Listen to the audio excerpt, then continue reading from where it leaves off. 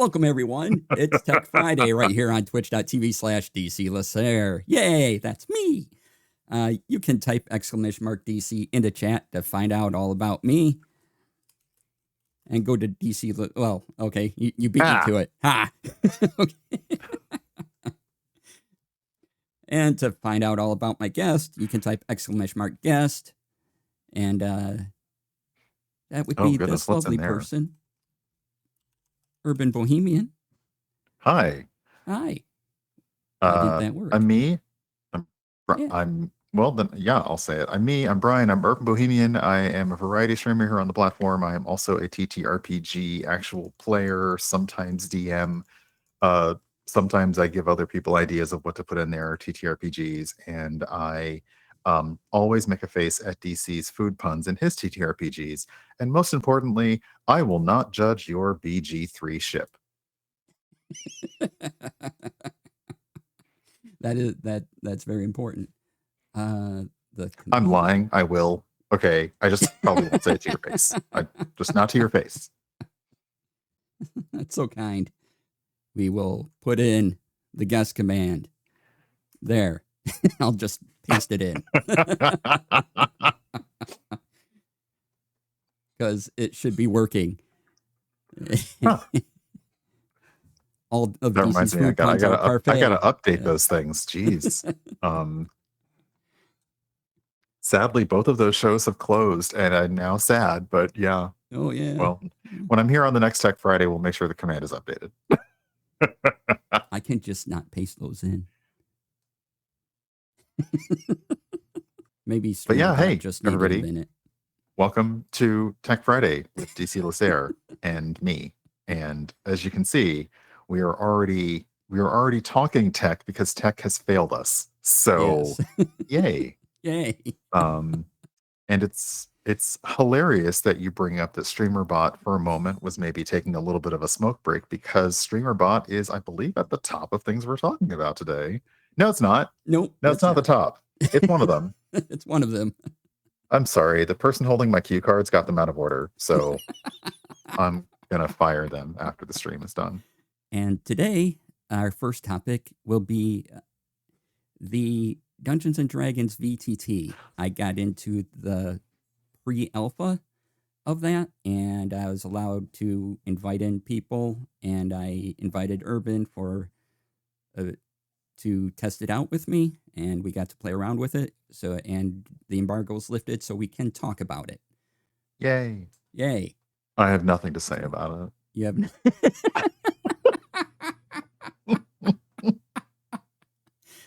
You've only had a week to prepare. I know. That's actually bold of you to assume that I remember what happened a week ago. But yeah, we did hop in. The first time I saw any news, I mean, I heard rumblings that they were talking about a VTT, and then during the Creator Summit, please don't talk about the summit, we did see a preview of the virtual tabletop, and it was like, oh, okay, cool. And then later on in some sessions, people asked appropriate questions about it. So, but I hadn't known that it was ready to be looked at. So I was very happy to get a hands-on with it. And yeah, overall, I will say I was impressed with it, and it has a little bit more to go, but I will happily discuss details. Or not details, but thoughts details, And Stephen, hello. And Eons, hello. Welcome on in. Glad to see you. Rex, does it need an NVIDIA 5090? No, it doesn't. I had a group in later, and we had many configurations of PCs, and it ran pretty well on, I think my friend had a Surface Pro that was a couple years old. Oh, wow. And it ran just fine for him. Still there's a lot more than let's see here, I've had 5 people test it with me, so there's a lot more machine variations than that, but at least on the machines that I know that were tested, it ran fine. Mine was the highest end machine out of my group, so Yeah, I know, fancy, right? So fancy. So fancy. I have a 4080 in the new power machine, uh, which I lovingly call the monolith.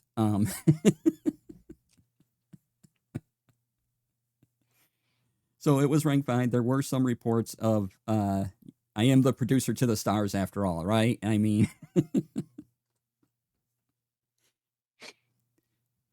there were some reports that some people couldn't get to run right, and so don't know if that was a driver issue, which it was for a couple of my friends until they updated their Intel drivers. But I, I just don't know. So there were some reports of some people not getting it to work quite right, but why that was, couldn't tell you. But so far it runs pretty smooth. It had a 3D map and a little adventure with it, and there were these little blue bits of flame at different sections of the map, and you could reveal those to the player or just keep them secret to the DM. And they would also connect to points in the adventure, which would pop up on the side menu. So, say you're at this location and you needed the details for that fight, you just click that, and boop, over came the side view of the adventure for that part of the adventure in that location and what you need to roll and all the details. So that was really handy.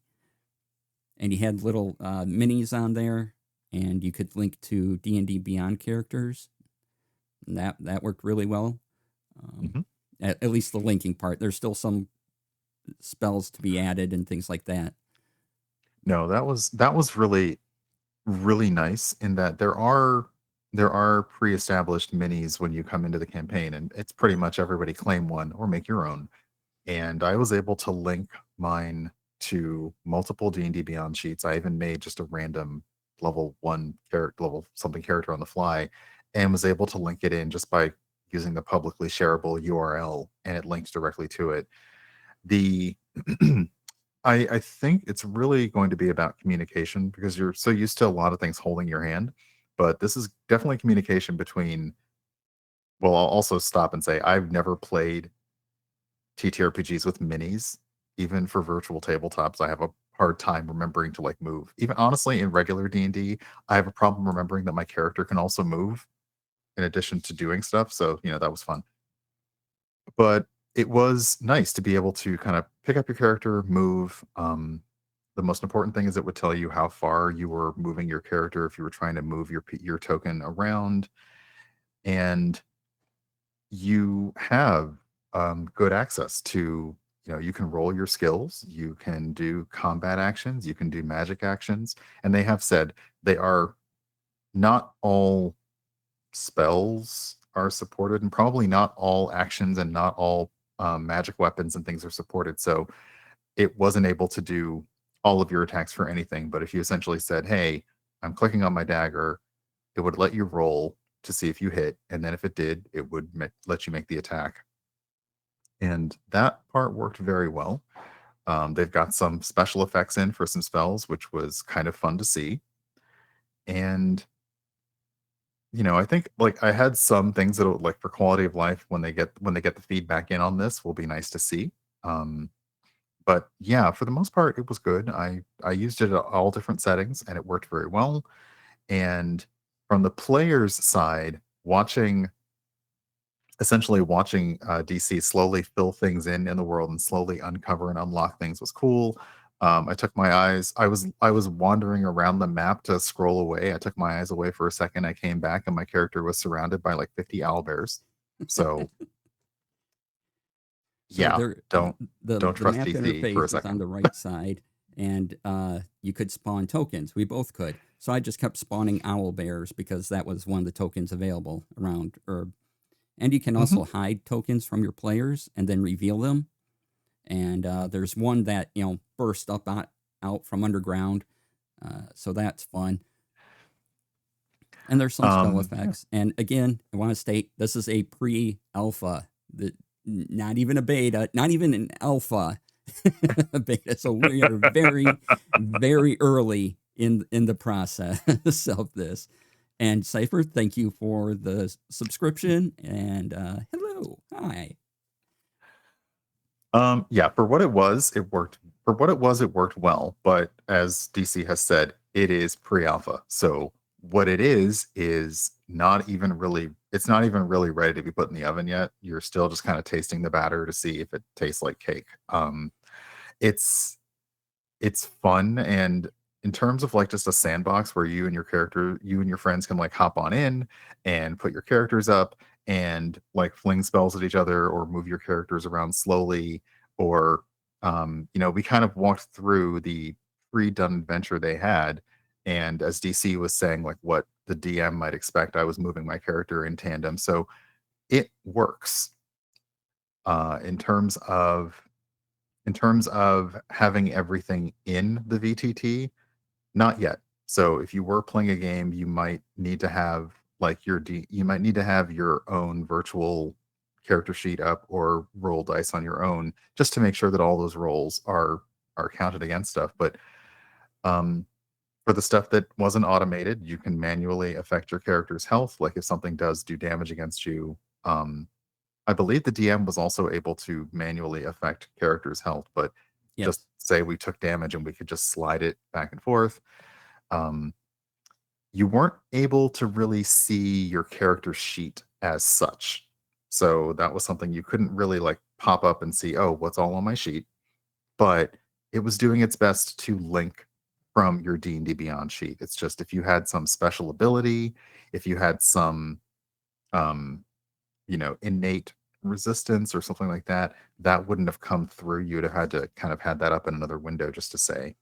I don't know. It was also fun. It was fun just like kind of rolling dice across a physical map and like um it was kind of fun when you did damage. The way that the damage would then be rolled was always nice. Like it would always be just dice on the screen. And in addition to the 3D areas they had set up, they also had a way for the DM to bring in flat JPEGs. So you could just put a flat image on the map if it wasn't already there.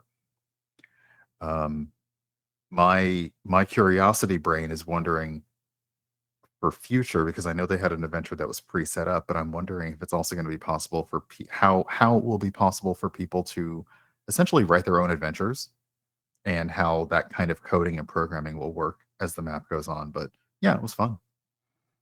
Yeah, it was neat. You roll an attack, and basically the dice comes up. You click on it, and then you kind of just whoop it across the screen. And something I wish it wouldn't do is it moves the camera over to the die, shows you the number, then comes back to where you were. I'm not a fan of that, but it did show you there was a combat log in case you missed it, so you could instantly go over see the text. And then if you Yep. hit something, a lot of the times it looked like the damage was pooped out by the character to the screen, and it would just be like little damage dice coming out, whether it be a Yeah. D4, D8, whatever. When you hit, and it was like boop, and out it came, and then you did damage. It was amazing.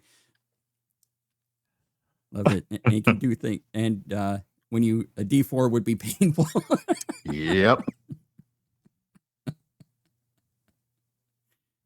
Yep. I mean, passing any amount of dice would be painful, but yeah, having a bunch of D4 show up, that would be kind of rough. Yeah. Beware. And when you spawned the gelatinous cube, because they had a gelatinous cube available, you could zoom in on it, and you can see two skeletons in there, and they're in parts, and there's a shield and a sword, and there's at least two Um, people inside the gelatinous cube just jiggling in the jello uh, that are yeah, skeletal. But they had preset minis, like so you can't customize the miniature that you use. They had a few that were preset, and they have a full list of a lot of tokens that you can use. So, if like I just basically used like a human wizard when I was playing mine, but they had tons of things. And yeah, you just make your token tied to your character sheet. What I liked is that the players could also spawn tokens. So if you had a summon, for instance, or you had a minion, you'd be able to also spawn that, and you claim it, so you still get to control them as well. And they had base character sheets. So if it was just human fighter, I could spawn a token, give it the character sheet of Human Fighter. It would have basic stuff. It wouldn't be detailed, but it was also nice to be able to play around with that. The 3D environment we were given looked good. You could zoom in a bit. We needs a little work yet on some of the camera movement, but it worked pretty good coming on in and zooming down, top down view and then zooming to ground level. And if you could look up just a little bit, that would probably be useful. But it was kind of just you're here and, but sometimes you want to look up and kind of see maybe the wall of a building a little more or something just to give you a little more detail in a lower view would be helpful. Yeah, I'll be curious because the way it seemed right now is that they're not ready for if somebody was a very experienced 3D modeler, let's say, and they said, okay, here's all the assets you can use. They weren't ready for you to sit down and use those assets to build your own map yet. So I am curious, and even logically, I think the best thing is for them to do what they did, which is here's a pre-made adventure, here's the preset map, for them to start that out, because that also, even if this were closer to release, would take the burden off of somebody who just wanted to use this to play with their friends. They don't have to worry about building an entire map for things. But I'd be curious to see what happens when this gets into the hands of those people who are super crafty and they really want to place their stuff down and they want to be able to manipulate the world. I don't know. Experiencing it was fun. Um, it was just like it added an extra dimension to like a place to have your characters play a little bit. And me too, Tyrannosaurus. I mentioned it when we played.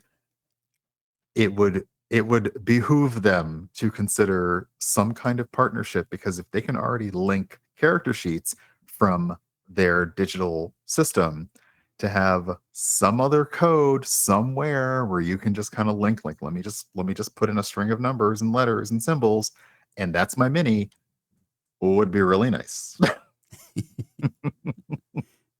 And to answer your earlier question, we do not have a estimated timeline for anything about it. So, hey, Saucefire, welcome on in.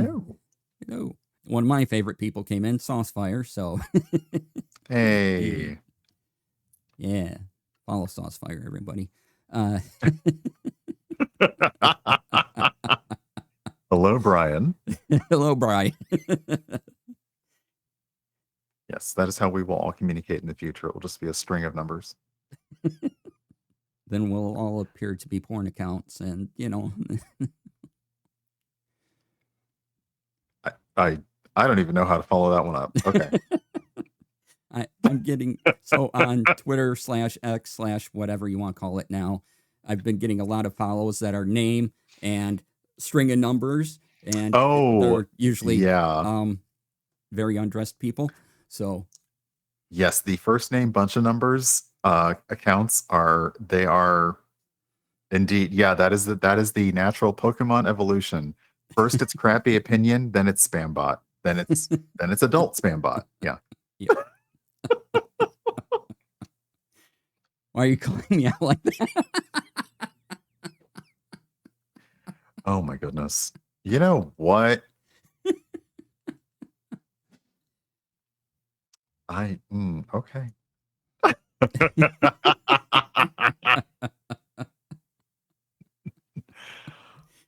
But yes, I know the VTT needs more time to cook, and I will be curious to see what they do, or I may check back in with DC to see how they respond to the feedback from the current user base, because I'm sure they got a lot of commentary, but my experience of it was good for what it is. It ran well. I dialed the settings all the way down. I dialed them all the way up. You didn't lose a lot of detail. There was so much detail on the map that honestly felt unnecessary. Like you wouldn't even normally be playing with like zooming that close into your mini. It did need a little bit more of, I would say, almost invisible window boundaries, because rolling the dice, like you do fling the dice and they roll across the virtual map, but then you kind of have to go find it to see the number on it. And by the time you find it, the number like that was facing up is already gone. So you have the combat log, which is nice. But otherwise, I preferred if it had like a little invisible force field to kind of keep the dice in the frame of window that you're looking at, that would be nice. Um, Other than that, what I did notice, speaking of D4s, is like I had a character who had access to Magic Missile, but I had access to it at higher levels. And right now, it could only, because it's a level 1 spell, it could only process it at level 1. Like you'd have to, which you can manually roll more dice. There is, of course, always a way to manually roll more dice, but you would have to know, casting at a higher level, that it would also add in those extra D4s. So, um, I don't know. It is a cool experience, and it was not a large install, and it did not, did not require much resource. But again, I have a nicer machine, as DC has said. Somebody who's playing this on a Surface Pro, which admittedly, Surface Pros are not, they are not janky machines. They are quite nice. But yeah, you wouldn't expect them to have as smooth and seamless an experience. Yes, and Saucefire, a virtual dice tray, I put in my suggestions. So I think that'd be cool because it would be another thing you could customize, right? And you could have your own little. Can I play it on my smart fridge? No. No.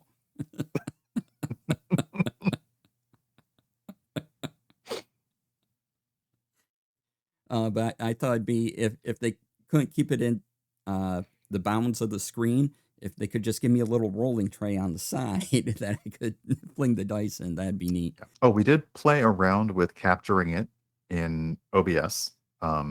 So not like we didn't actually stream it, but both of us kind of played around with capturing it as a window capture. And, once you enable following the cursor, again, it didn't, everything changes when you actually hit stream in terms of resource management. But again, it worked really well.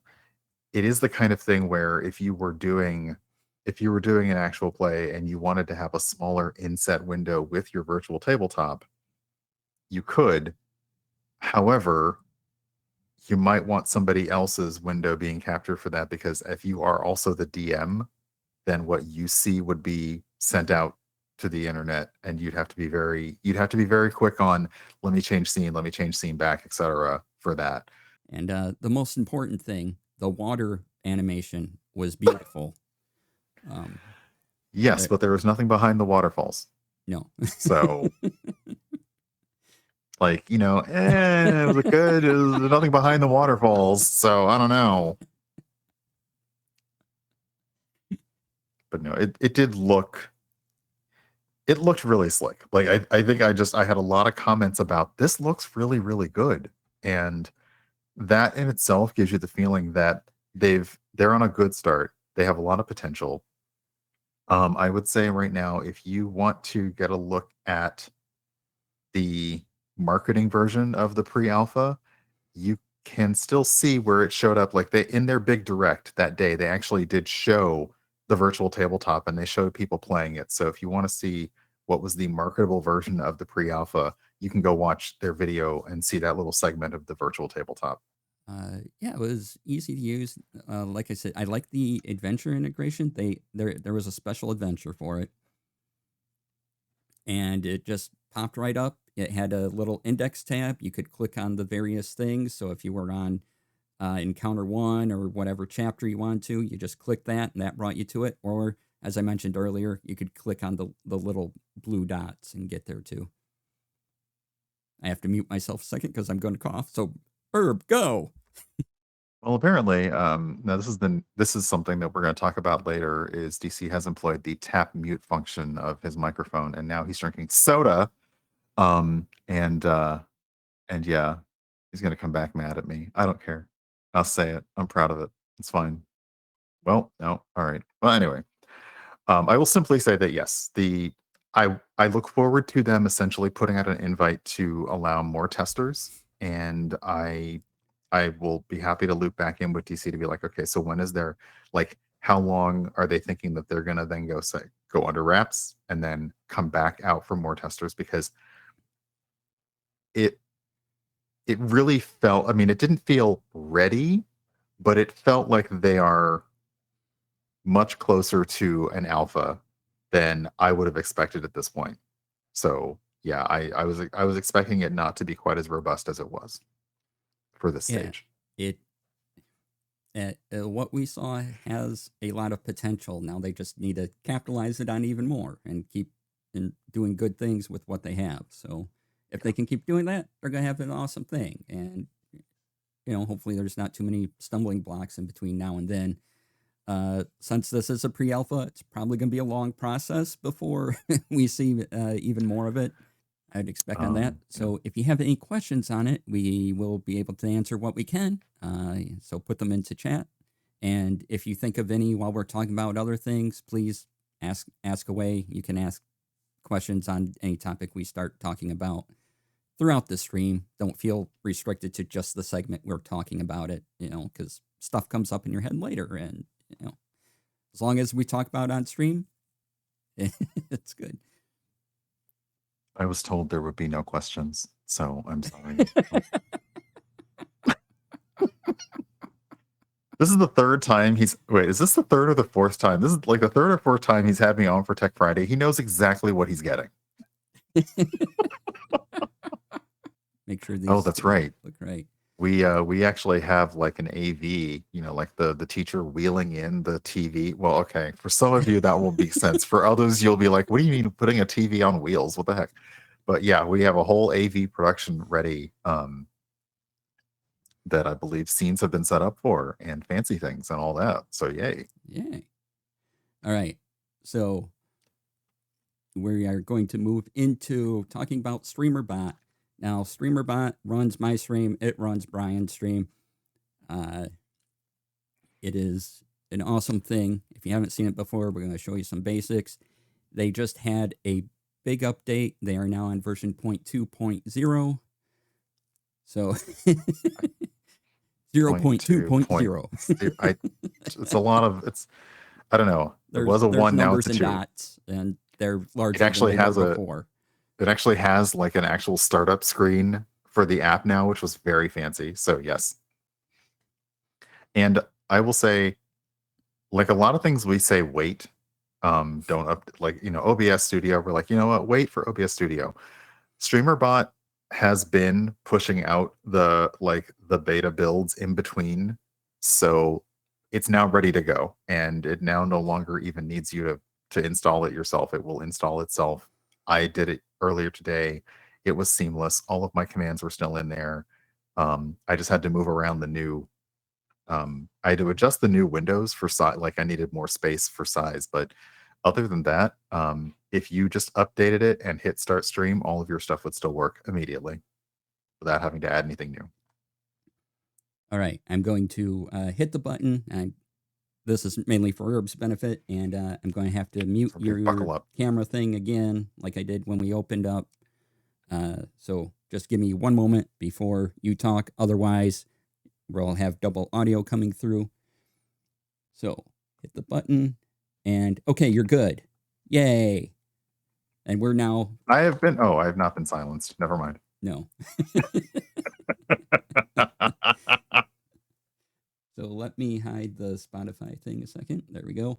All right. So behind me, this way, is Streamer.Bot. Yeah. You can see all my actions and everything. And what changed, one of the big changes, there's a lot of changes, and we're not going to be able to go over all of them because there's some even I don't understand yet. This just came out like Wednesday, so I haven't had time to dig in. This is so Magic School Bus. It's like, oh my goodness, where are we now? What's happening here? So one of the big changes is normally you have your actions where you create the thing, and you name it, and this name's important.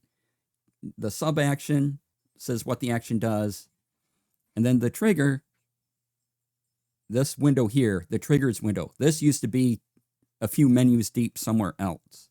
But now it's right here, and you can tell what the command is or what sets off the action right here. So you have the action name, the instruction for the action, and what sets it off all in one window. I will say this will take a little bit of getting used to, because where it used to be for certain things, especially commands versus anything happening in chat, used to be on the command screen. So if you're trying to do something new, take a look at something that you know worked in the past and try and emulate what that looks like, or simply copy it. Because I was looking forever how to get a command to fire off, and I was like, oh, it moved. So, first of all, yes, the interface is from Windows 95, or it looks like that, right? It It's got the curves. It's it's fine. got the It's got the curve. curvy corners. So Yeah, it's fine. yeah, it's fine.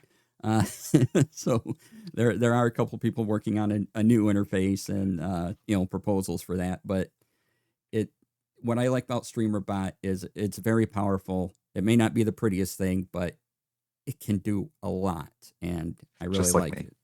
it. Just like her. Um,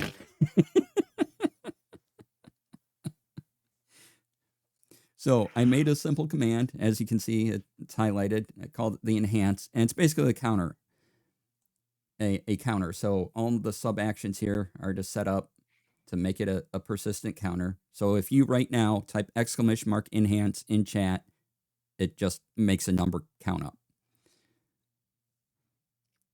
So just so enhance 40 and increases it by 10 every time you do it. And that's by the command enhance. So basically what you do is you would click add, name your action, name what group, or you can type in a new group. And then it'll say the name. Like, so we can edit this. So as you can see here, name enhance, enabled, group, commands. That's all you need to do to name the action. And then sub action, basically all this tells it is give me these parameters, source global, then you got persistent counter, global persistent counter, default value, all that. You set up all that. Then you tell the Twitch message what to do. So when you do the command, the Twitch message is enhance, and then it refers to the counter, which brings it, to that 40. And now the triggers, I would set up add, and you can add multiple triggers to an action. So if I wanted enhance to trigger on something other than the command, !enhance, I could add that in, and it would follow any one of those triggers and it would work. So see here, command, just, you create the command, type the name here, and then you give it the command. So when people type !enhance, that's what it does. You set who can do it. By default, everyone can do it. If you click allowed, only those people can do it. Otherwise, ignore bot account, Twitch message. These are all on by default. And that, as you can see here, says, criteria. So source, commands. So it's coming from over here, this action list here. And this also sets up a global variable, which is why I'm trying to show this one off. And up here, you click variables. Here's a list of your global variables that you've set up. So if you have a death counter or something, and then you want to change it, you can edit whatever the value is. If you need to change it, if someone mistyped it or anything, you can do that. And as you make more global variables, they will all pop up in this list for you. Yeah, that can be fun if you do things like I used to have my ding counter would never reset itself. So it was just how many cents. And I started making it reset itself. I know I've advised Wireless Riot on how to make a counter every time her cat shows up. And that is now a global one. So it persists throughout opening up Streamer.Bot. But if you don't set that, or you don't make a global variable, Streamer.Bot generally resets all of its commands every time it closes or starts, or you can change that to a certain time period, but most people aren't streaming for more than 12 hours, which I think is like the Streamer.Bot default for time on resetting things. All right. Put the website into chat for everyone, Streamer.Bot, if you're curious of trying it. There are other bots out there. I really like Streamer.Bot. If you like another bot, we can talk about it, but I'm not going to do any demos of it or figure it out, because that's a lot more time. Because there's, several different bots out there, and I don't have the memory space or the time to go through and figure out how each and every one works. I would say that this is the Streamer.Bot, and I would say Mix It Up Bot, and I believe there's one other, maybe Fire. I feel like there's a Fire. They are what I would consider the new generation of stream bots that have had a lot more baked in connections to the APIs for Twitch and YouTube, and I'm assuming other streaming services, in addition to using the WebSockets aspect of Windows to connect directly to OBS. So these are that new generation of bots where if you want something to happen, it happens immediately. You're not waiting on OBS to pick up on something or anything like that. Another command I want to show off was this one, because they added integration to Wavelink, which if you've been here before, you know I use Wavelink to run all my audio through. I have, this is a Wave 3 mic, goes in, I control it with my Stream Deck Plus, and we all know how I feel about Stream Decks. They're my favorite thing ever. So there are other tools out there, and maybe one day something will surpass my lovely physical buttons, but I don't know. I haven't seen it yet. All they have to do is keep adding more physical buttons and knobs to things, and you'll be like, nope, Stream Deck forever. Yeah. Yep. So this is a real simple command. As you can see, one line, Elgato Wavelink. So you set up the action, sub action, Elgato, Wavelink, and then there's a bunch of stuff off screen right now that you can't see. Let me move the window over a bit. So Elgato, Wavelink, and then you get all these, get filter state, microphone input, mic output. And again, trigger, command, ! mute DC, which I set to mod only. When we're like, look, let me know when we're going to test it, because I'm ready. Well, I mean, we can test it any time, and you were in the middle of saying important stuff. I think I wasn't going to do it. I think that pop is very, very good. So anyway, yeah, I don't know if you can still hear me at the same time, but I've muted DC because I am not about to sit through one more pop tirade. Okay, it's soda. That's just how it is. So the only unfortunate thing about this is DC has not yet put a command in that allows me to unmute DC. So, and that's why pop is the best word to use. So,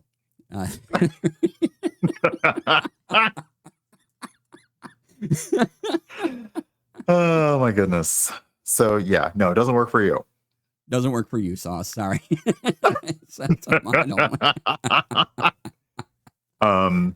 This See, though, look, I can show you. This new, yeah, good luck using that one. Edit trigger. my parents have been trying to figure that one out for 50 years. So no.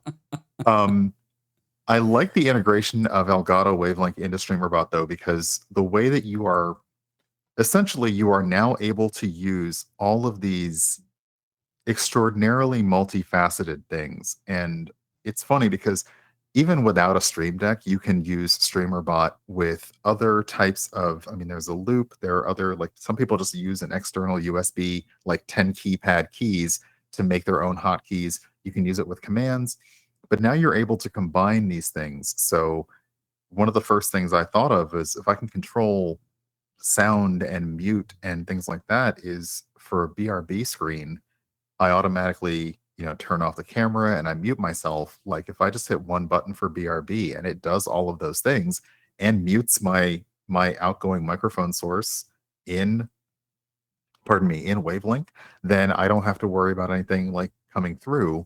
And it's not muting it in OBS, it's muting it in the actual mixer itself. And I'm curious as to whether they'll add. Do you know if Streamer.Bot has support for virtual mixers yet? I don't know, but okay, you could you can set up hotkeys. So if you could relate that to a hotkey, and then you could make that an action that triggers that hotkey. So it really is the, it's the Rocky Horror Picture Show. Like if you can dream it, be it. Like if you can imagine something that you want to happen. And we've said this before when talking about Streamer.Bot. think about what you want to happen. Think about all of the things that are involved in that change, turning them on, turning them off, turning them up, turning them down, showing, hiding. I always try to write it down or sketch it out in Notepad. And then just every step by step, you can create both a combination of like Streamer.Bot actions, and then put those Streamer.Bot actions in a multi-action on Stream Deck. And then, of course, if you do a multi-action toggle, one push turns them all on, one push turns them all off, that kind of thing. I also know now, because Streamer.Bot decided to get really fancy with it, you can also tie things to holding the button down on the Stream Deck as opposed to just down and up. Now there's okay, we'll hold it down. Like the long press on the Stream Deck is something that I will never use because I will forget about it all the time. So, but yeah, it's really cool, the things that you are now able to do. And for me, it's bringing this little miniature production studio that we have. I will say miniature, but honestly, I've never known PCs they're not small. Like they were for a very brief time. We had small PCs, and then we're back to huge PCs. Now it's fine. But you're turning your little production studio, like you're basically just bumping it up to the next level, because you don't have to worry about finding 5 buttons to press on your Stream Deck and 2 commands. You can just do it all in one button or one command. And I really enjoy that, because it lets you, the streamer, set these things up, test them out, and then you can relax because you just know it will work the way you've decided it will work every time. Yeah. So there's multiple ways to do things now that are really convenient. Like I could set up something in Streamer.Bot to activate through my Stream Deck, or maybe there's a Stream Deck plugin that does the same thing, or maybe I want Streamer.Bot to go to this little number pad thing that doesn't have any numbers on it, whatever you call those, I can't remember. And I just press these buttons and that's the Streamer.Bot activation keys for whatever reason. You grab the button ID and you assign it, and it just works. Yeah, it's because I will say, like, nobody should have to have anything. And the reason that I say this, the Streamer.Bot's power and Stream Deck's power are like parallel and matched up, is that because you don't need to have a Stream Deck. It feels like it is one of the de facto things that everybody says you need when you stream or do graphic design, because remembering all the Photoshop actions is also just as tough. But honestly, you can do a lot of this in Streamer.Bot, and anything that lets you assign a hotkey and then use a hotkey as part of an action, you're good to go. Because I know if you've ever looked at the settings in OBS, if you've ever gone to the hotkey settings in OBS, don't, because that is a ridiculous amount of stuff that nobody needs to remember. But you can assign anything you can do in OBS to a very specific hotkey and then put that in anything else. And it's like, you don't need this much control over something. But if you don't have a Stream Deck and you see all of these stream advice saying, oh, get a Stream Deck, you don't have to. I used hotkeys forever because it just was easier. And then I was like, oh wait, I can put these on the Stream Deck. So yeah, it's really very versatile. And as you know, we love versatile things. All right. There is another feature I want to go into. I have videos up on my YouTube if you want to see other Streamer.Bot things. I've gone into them there.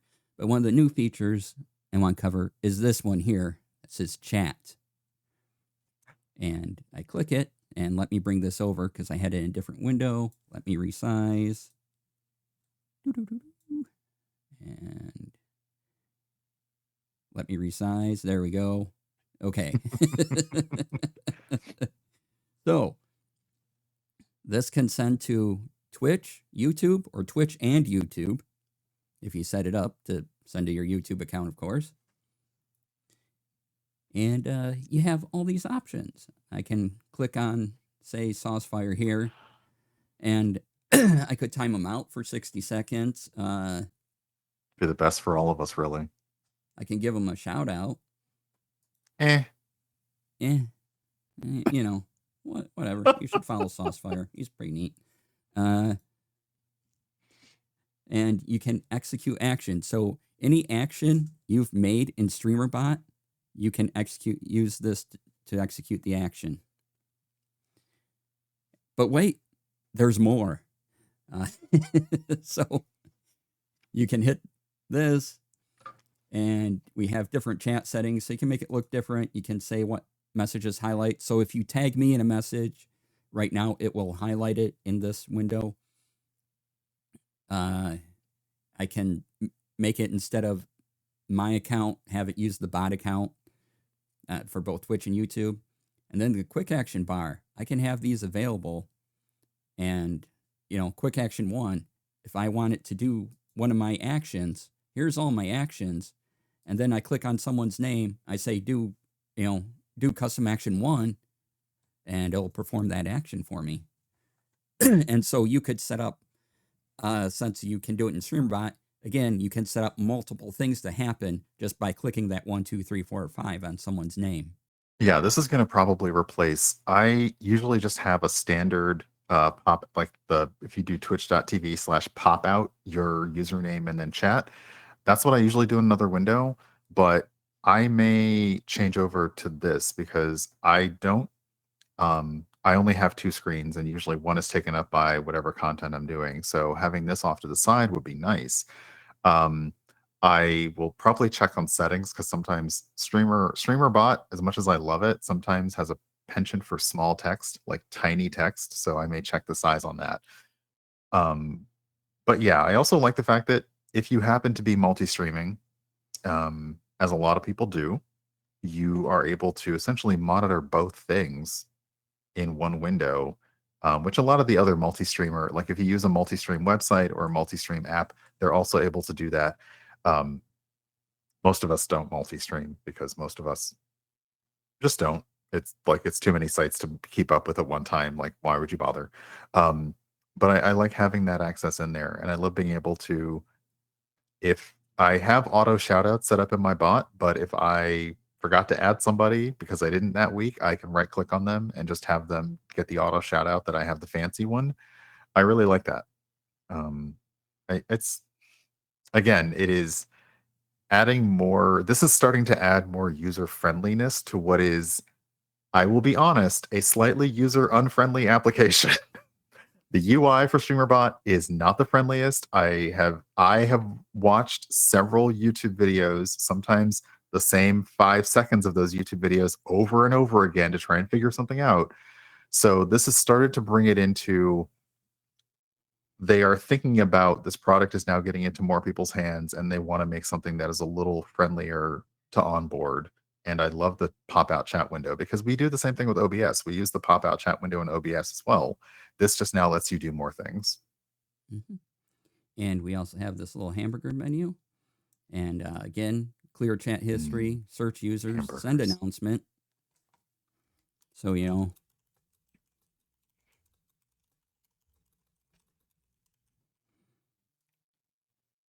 and there you go. See, a good announcement.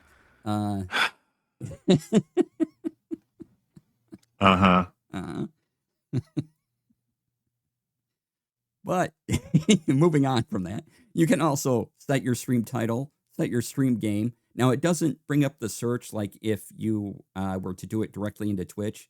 You do have to just type it in and hope you got it right manually. But you can set your stream title, set your stream game, start raid, cancel raid, run your commercial and ad breaks. See, I really like that.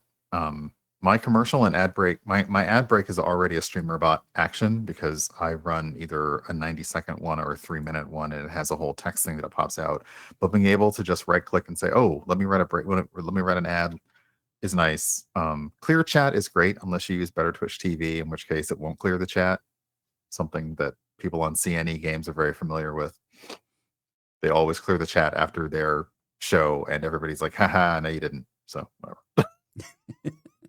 But yeah, I mean, like it really, Streamer.Bot and, like I've said, other next gen bots they're really letting you kind of dial in how active you want to be as the streamer. Like, do you want to be all over on top of everything? Do you want to automate things? Like, I appreciate that one of the triggers for a lot of things, like the trigger can be anything. It can be a command. I have a trigger that's set to an emote. Like if my emote is used in chat, it does something fun. I've thought about doing the this would be hilarious is doing a secret word where if you just have a list of words and it doesn't look for it can look for that word anywhere in chat, anywhere, and it doesn't have to be the beginning, the end, etc. And yeah, if that's like the secret word of the day and somebody uses that in a sentence, then it does the Pee Wee Herman thing and you can have everybody scream real loud. Those are little things that you can do to just, like sometimes you want to add a little more interactivity, sometimes you want to add a little more fun. um, I feel like I keep forgetting to mention channel points is another thing. Channel points through Streamer.Bot let you do a lot more. And there are a lot of external, there are a lot of external plugins and extensions and things for doing sound commands for channel points and things like that. But I will also say, if you want to bypass those apps that are like, hey, have somebody can pay bits to have a sound file play on your stream, and you just want to say if anybody cheers 100 bits, then a sound file goes off, you can do that in Streamer.Bot and cut out the middleman, except for the big middleman, which is Twitch. You can't cut them out. Although like one day maybe they'll add Ko-Fi and PayPal settings into Streamer.Bot, and you can. Then there's other middlemen. There's a lot of people in the middle. That is what I'm saying here. But you don't have to necessarily go to one of those weird apps, but the site seems really sketchy and it's full of fart noises. You can do other just kind of cute woohoo noises and say, hey, somebody cheered 100 bits to do this, and that's it. So yeah, it's kind of neat. I don't know. It's fun, and it's one of those things where when you have time to sit down and play around with your stream, aka not 15 minutes before going live, but the normal time, you can sit there and say, hey, I'd really like this thing to happen. Stephen Joyce is in chat, and Stephen Joyce has a lot of fun things that happen on his stream that are tied to channel points and other redemptions and using various bots, and it's just fun to be able to do that. Yes, 20 minutes before going live is when you should do it. 15 minutes is a little thread in that needle because you still got to get water, you got to go to the bathroom, you got to compose a go live tweet. That extra 5 minutes is when you absolutely decide to play with your setup.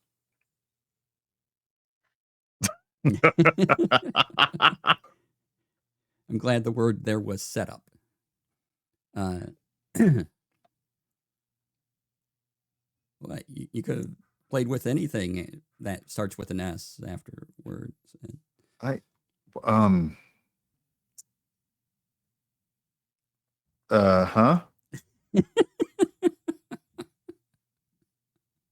Yeah. Me and Chad I'm just gonna admire how smooth my green screen looks on your screen, because I'm just gonna look, because it's a really good cutout of me right now. It looks really nice and crisp. Yep. Mm-hmm. Yep. Time to vamp.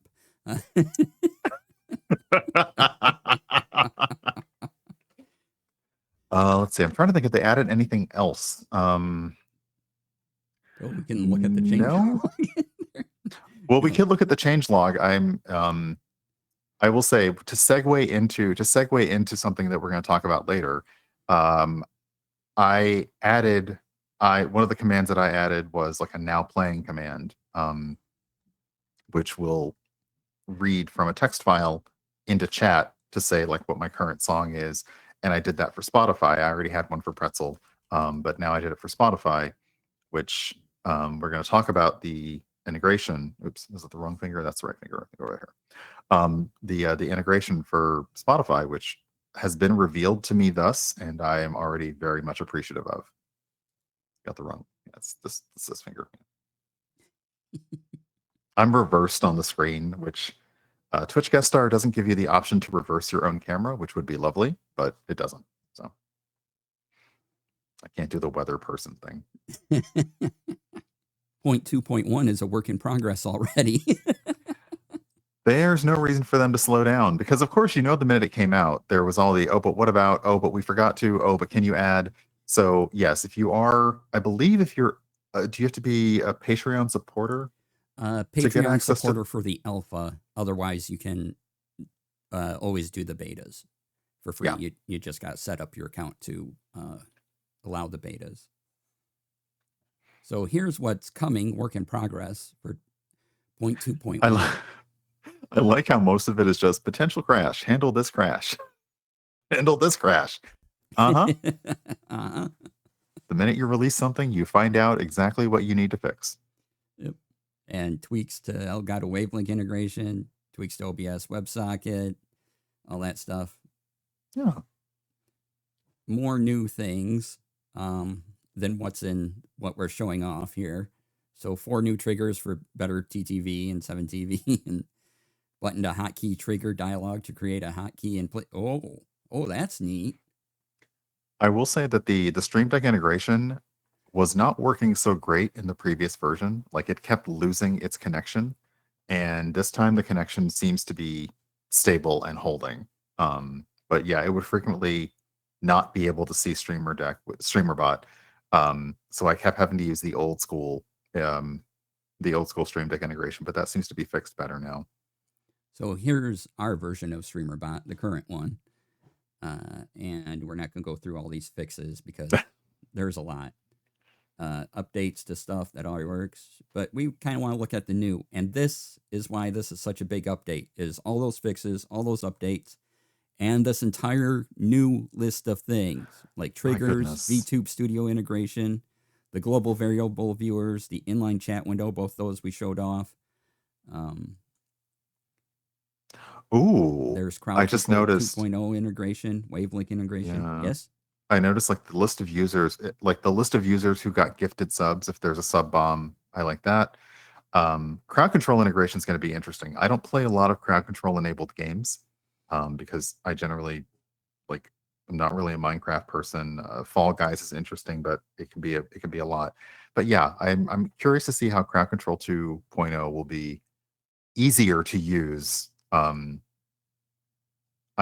wondering again, like Streamer.Bot, will it be able to handle the currency changes like that? So, it doesn't go through crowd control. If you need more practical applications, you'll probably want to go into their Discord and actually talk and bring up your questions there. Ew. But this does a fairly good job of explaining where the command is and basically what it does. But sometimes you just need more information, and that's when you go to the Discord or ask people that are really into using it. So yeah, they're the smallest, most innocuous thing that you think, oh, I don't really understand how to do. Somebody has already talked about it in the Discord. There may be a help file in the wiki, or honestly, there will be 30 seconds of a YouTube clip out there somewhere of somebody having said, hey, here's how you do this. I do watch Nutty, but I have to do a lot of scan seeking because to get to the meat of what you want can be buried somewhere in there. Because he's usually developing live as chat is there, so there's also a lot of chat interplay. But that's what helped me come up with remember that I actually know how to program sometimes, and I just didn't know the syntax for C#. So that's what let me create the auto shout out command that checks names against an array and gives it to certain people and not others, because I had to look up how do I do just this little bit of C# coding. To go to Python, then I got to go learn how to do Python, but whatever. Right. And yeah, so as brought up, Streamer.Bot does integrate with C#. So if there's something you can do in C#, you can probably figure out how to make a command in Streamer.Bot. Yeah, they've done what I think is of the nice thing, and I guess I refer to this as the Microsoft Excel thing, where they've already put a whole bunch of functions that already do what you thought you might need to program in. Like there's already a function to do this, a function to do that. On the off chance what you need to do cannot be done within those, then you can move on to C# programming. But so many things can just be done by looking at that drop down, looking at all the sub actions, like especially the core and the most used, and it's probably already there. So again, if you have any questions on the D&D VTT or on Streamer.Bot, please ask them while we're on break, and we'll get to them afterwards. Or let's open it up to anything else in tech. So we're going to go for a break, be about 5 minutes or so. We'll see you soon. Be right back. Hello, and welcome back, everybody. And you hear right now the smooth jazz lo-fi of Lo-Fi Girl. You can see it running up above her, and we're going to talk about that plugin. What does it? Let me turn it off so you can. We're not competing with the music so much. And so that is a browser widget that you can, you just add to OBS as a browser source, and it links your Spotify to, Spotify to it, and then it takes the information from Spotify and puts it up in a little widget for you on your stream. Now, you've made that sound extraordinarily simple. It's not quite that simple.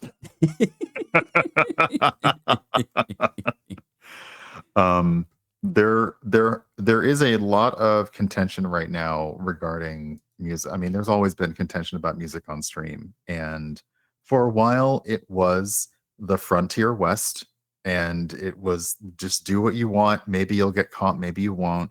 Then people got more aggressive, so we started needing services that said, okay, our music can be used. And that was either individual licensing, tracking it down, or using something like Pretzel, which does work until somebody's auto flagging gets way more aggressive, and then it doesn't work anymore.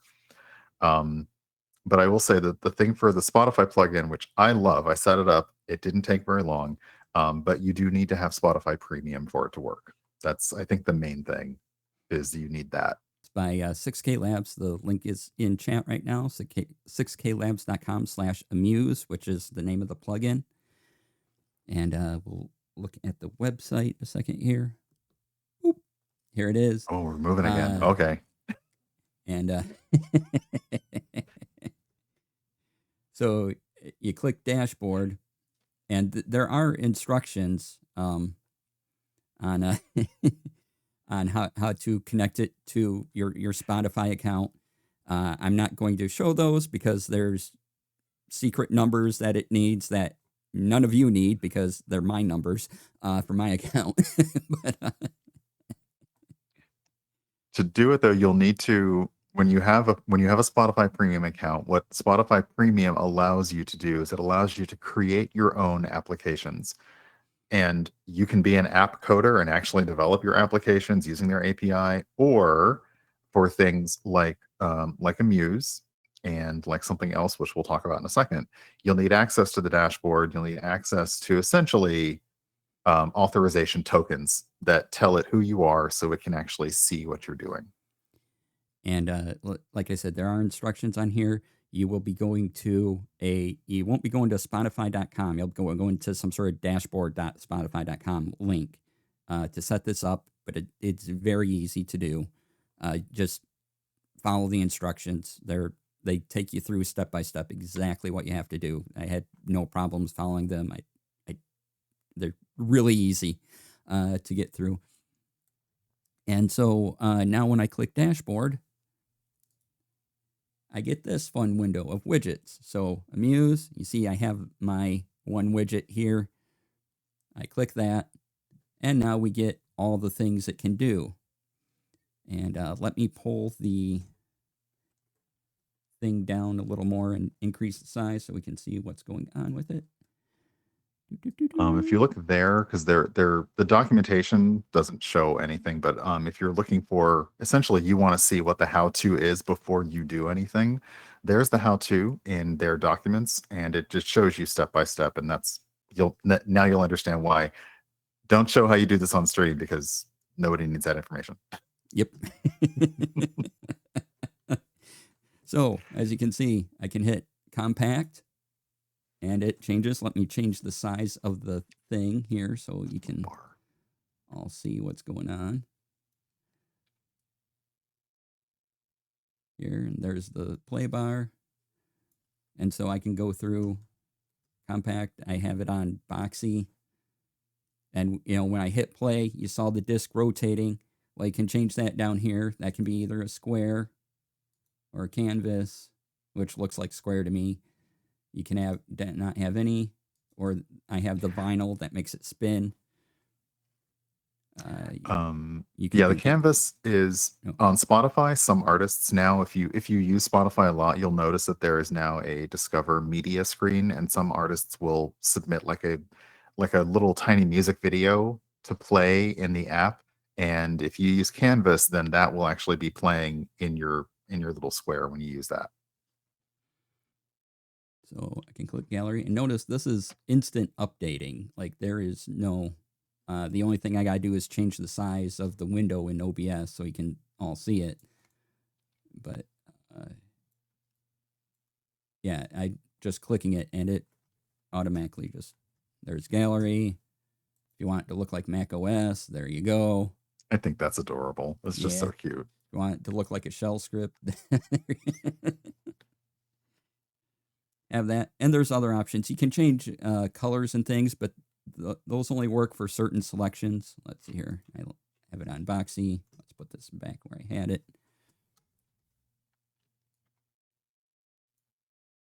And we'll show off the other things. But yeah, it's you just click the URL and add it as a browser source. You know, click here to copy URL. That's your browser source right there. And you just click that little plus button in OBS, click browser source, add that URL. You can generate a new one if you need. And then let's see here. Let's move the window up so you can see the other options. So you can see there are colors. You can cover blur. You can hide the equalizer if you want. So I do that. Where'd the equalizer go? There it is. Cover blur. Gives a nice blur effect to that. And yeah. And so I've been using Lo-Fi Girls playlists for the past. If you hide the equalizer, it becomes a sneakwalizer. Excellent. I hate it. Wow.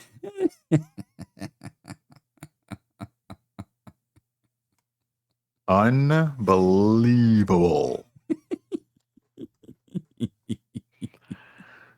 Oh my goodness. Yeah, I think you were getting into like the color options, which are great because first off, it's just a nice, neat thing. We've seen people who do and I will say here again, Pretzel Rocks will let you write the cover art for a album to a file. It will let you write the song title to a text file. It will let you do that, but it is a lot more clunky than it should be, and it requires OBS to be constantly refreshing that source. This is slick. It's nice. The options for colors to change those are nice because sometimes it's just pulling colors directly from the album art, or if the song submitter on Spotify has put specific metadata in to show how it looks, then that's what it's grabbing from. But you can override all that. If maybe the contrast and the legibility just isn't great, just say, okay, I just want it to be like dark text on a light background, then you're good to go. So I like being able to also customize it if your theme isn't wanting that to look different all the time. But I mostly appreciate it because, as DC has said on a previous stream, a lot of there are tons of stream safe, no DMCA Spotify playlists, and a lot of them only say as long as you credit the artist. And this has that baked in. It's just a little status window that you can always have on while you're streaming. And I also like it because if by chance one of these songs, the licensing agreement behind the scenes changes, and you don't know about it and you got a copyright strike, you can go back to your VOD and see what was playing at the time, and you have a visible thing right there to zoom in and say, okay, this was the song, this was the title. I need to let somebody know to take this off their playlist. Yeah, it's really handy. It's visually interesting, especially that you can make the little record spin thing. And yeah, What's a record? well, there are these. So in the before times, there were these vinyl discs, and vinyl was like this black plasticky substance, and they put grooves into it, and then the grooves could make sound.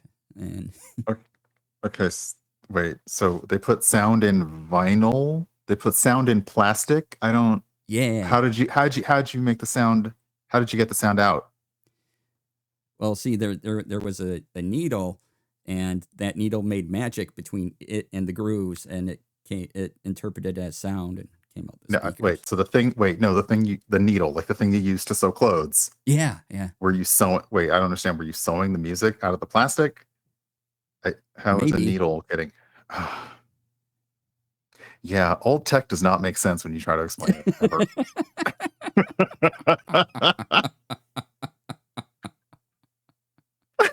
It's like, sure, that's how you listened to it back in the day, Grandad. Sure. Okay.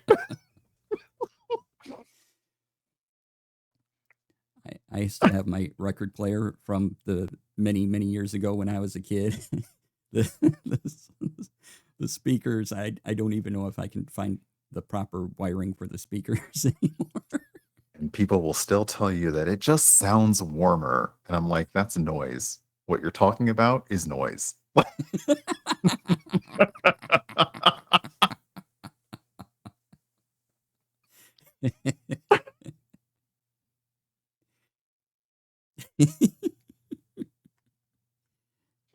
Indeed, it is. But yeah, I also like the vinyl aspect, because like I watch a lot of music streams on Twitch, and DJs now, like their whole DJ setup is either a virtual turntable, or a lot of them do actual vinyl records all the time. So you constantly see like the label spinning. So it is a cool visual thing. But because of the other ways to show it, you can also just keep it as a little tiny thing. Like you can just do your tiny MTV box, and it's just the song info, and that's it. One thing I did, because well, actually no, that's the next thing. Sorry, that's the next thing I'm going to talk about, because it's great to have this on your stream and it's great to have this working, but like, how, like, where do you have Spotify playing from? How do you control Spotify, DC? Well, Brian, that that is through my Stream Deck, of course. There is a plugin for Spotify by a company, or not a company, but a person or persons known as bar raiders, and you just add it to your plugin. Let me see if I can just pull that up. Yeah, if you use Stream Deck, the little keyboard with the blue plus on it, if you basically go to that, which is the plugins store, and do a search for Spotify, Bar Raider tools will show up, and it's a really quick install. Yeah, let me go to that real quick. Boop. Okay, so here we are. We can do the, yes, I have 3 Stream Decks. What about it? Oh my goodness. So yeah, Stream Deck Plus. So you can see I have the play, pause, and everything. And where is it? I could type it in, but what fun is that? Okay, it's down here. So yeah, well, Spotify doesn't have an official plugin. Bar Raider has made a Bar Raiders Tools one. And the reason that I do want to call back to the same kind of setup for Amuse, the pop-up will walk you through what you need to do, but it's going to be a very similar setup to essentially going to your developer tools, your developer screen in Spotify, and creating an application that allows Bar Raider to access the same thing. Yeah, so in my Spotify account on that dashboard, I have 2 different things associated with my Spotify account. One is for the Amuse plugin, and one is for Bar Raiders. Bar Raider, it has just a little slight difference, but it is basically the same. And that's how you get Spotify to talk to your Stream Deck. And as you can see, I titled this play pause, and I have that set to appear in the middle, just so I know what the button did. Otherwise, I wouldn't see the word play pause. Device, I said earlier, I call my computer the monolith, so that's what it's called.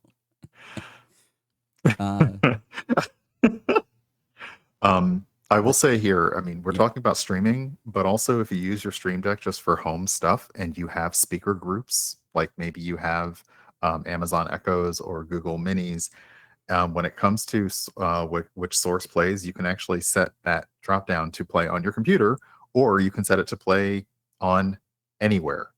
So your Stream Deck can all of a sudden make music start in another room. Yeah, I could change this to one of my Echo devices or the Fire TV or a tablet or the little USB speaker I have. It could go anywhere I wanted it to. And then, song time, time elapsed, time remaining. And as you can see on the button here, 1 minute 43 left on time has elapsed. Song name, you can display it on key or not. Select the format. If you want to save this to a file, so you have a record of it, like we were talking about earlier, you can do that, and it will save the titles that cycle through to a file. So if you need a record, there's another way to have a record of them. And display cover image on key. I do that just because it looks fancy. And then you can set the album art mode, things like that. And then you can always revoke access to the plugin. Oh, the album art mode is cute. If you are a Stream Deck, like if you're a Stream Deck person, like you just love to look at your Stream Deck, if you put multiple play buttons next to each other in like a 2x2 or a 4x4 grid, it will it'll basically spread the album art across all of those squares. So like you can have a big, 4x4 section on your Stream Deck that is just the album art, which is, it's cute. Mute is just, volume mute, unmute, and just dragged over, titled it mute, and, show me on the key what's going on. And yeah, that's it.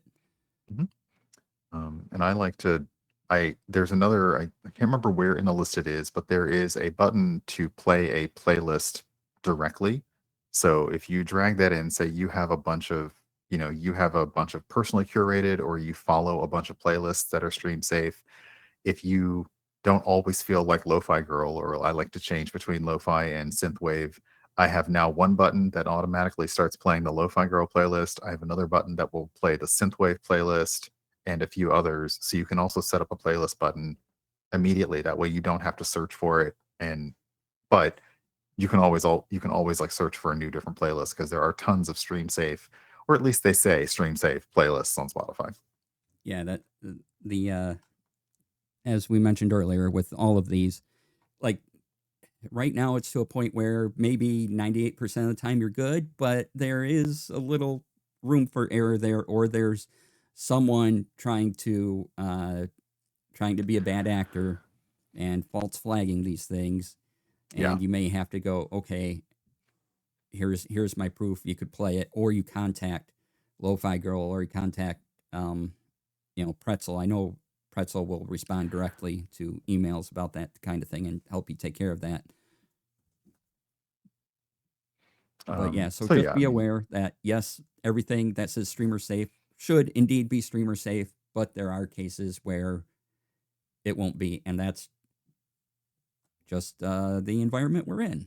And pretty much. And even if you do a search on Twitter, there are a lot of artists who have said my music will always be safe to play on stream. So if those artists are on Spotify, you can just go create your own playlist of music that you have verified is okay to play.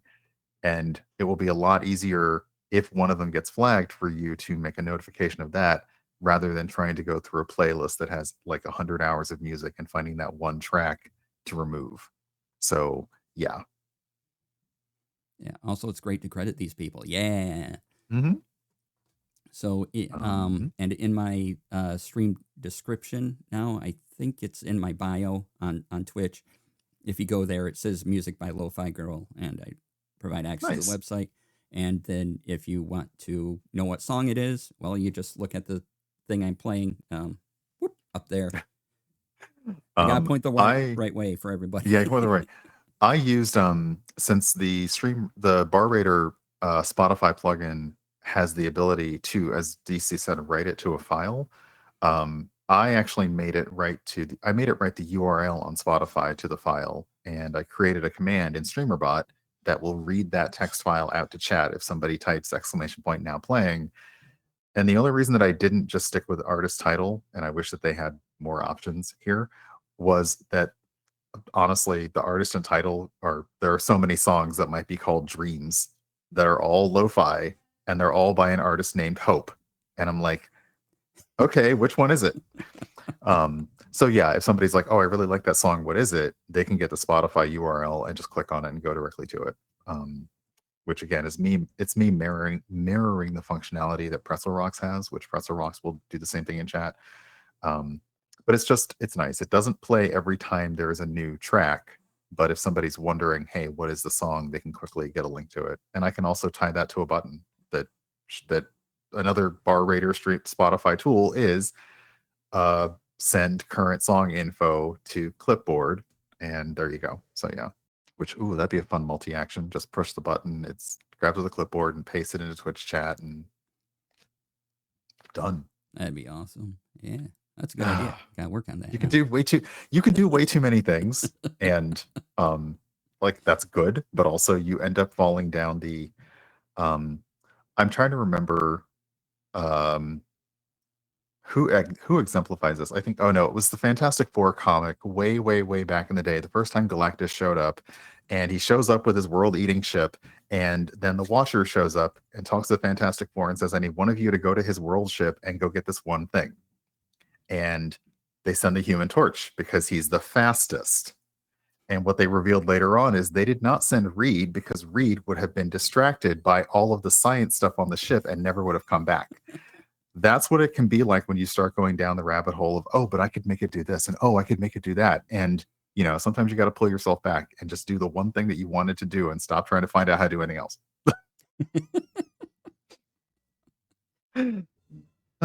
It's another rabbit hole that a couple hours can go by and you're like, oh, it's what time? Oh, I was just trying to get this thing to work. Oh. Right? Yeah.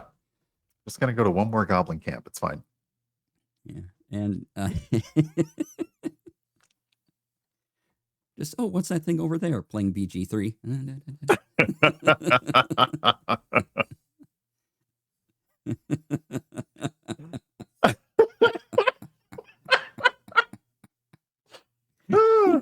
Look, I already said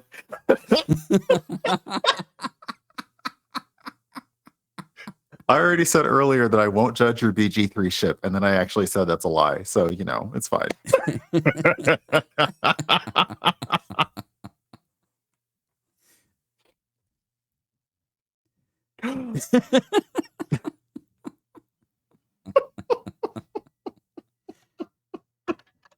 Oh, 30 minutes playing I mean, that is a legitimate use of anyone's time. Yeah.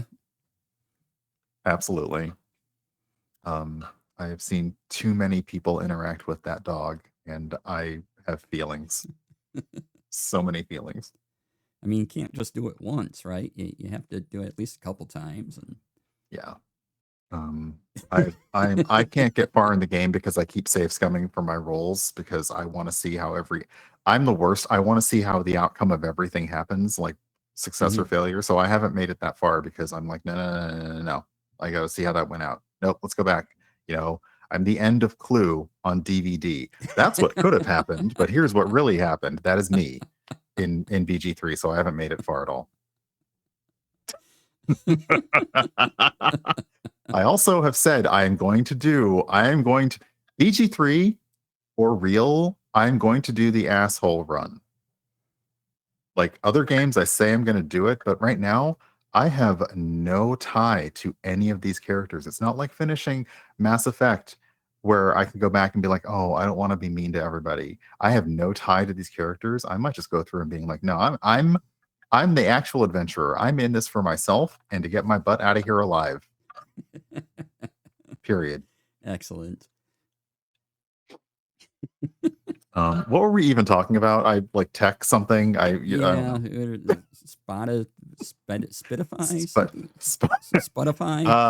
potatoes.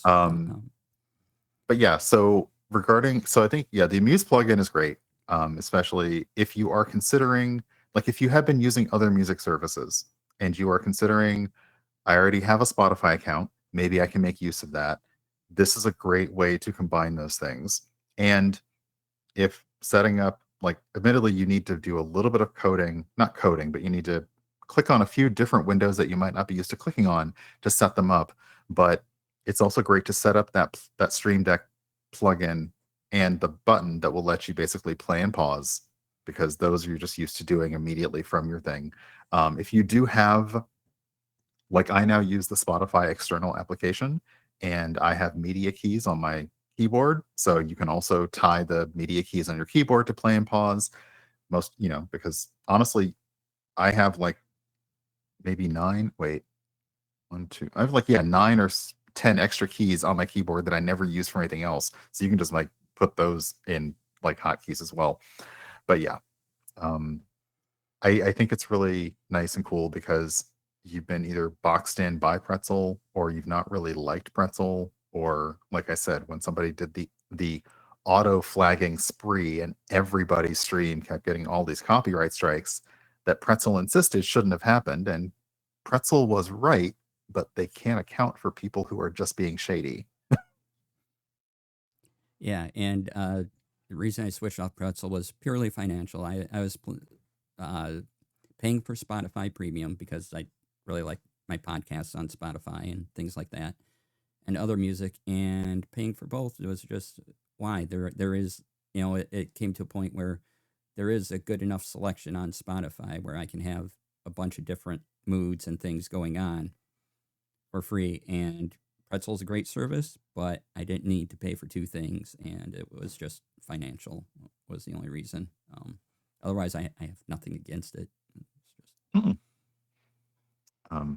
I'm the same. I definitely I have a like a I think I have an early adopter thing for Pretzel, so it's never been that, but it has, for me, Pretzel has been when I want to go to a station, and this is again, like, no fault to Pretzel. They do really good stuff.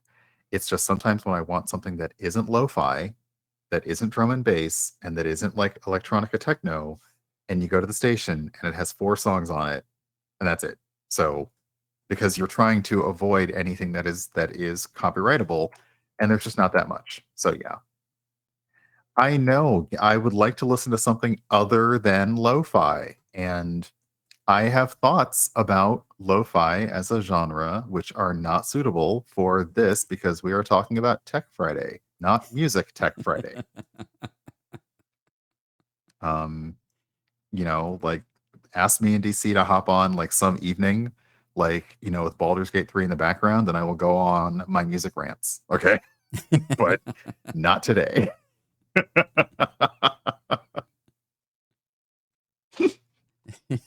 Wait, this is not Techno No, it Friday. is not Techno Friday. I mean, we could make it Techno Friday, We probably. could. I'm prepared for this. We can make it Techno Friday. It's fine.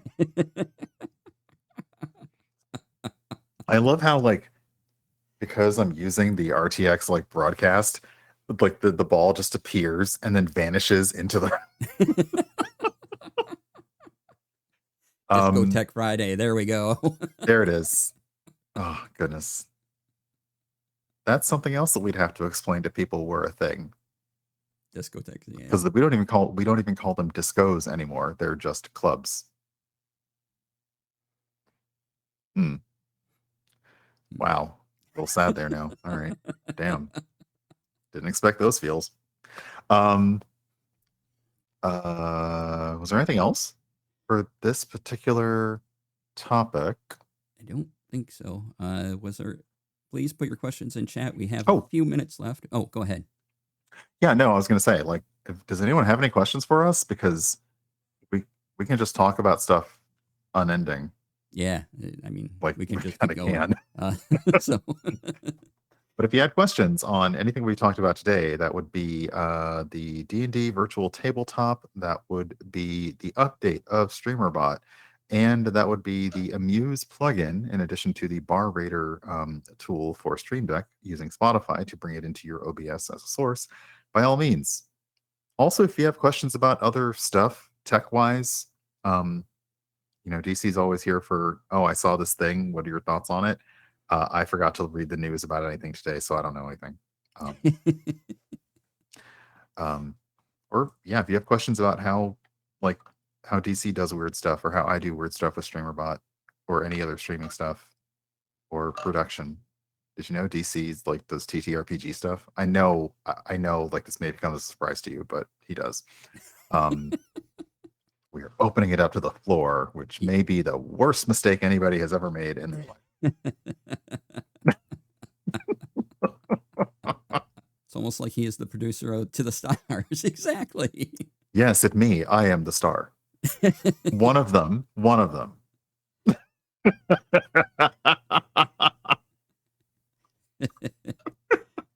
Serious, thank you for the raid.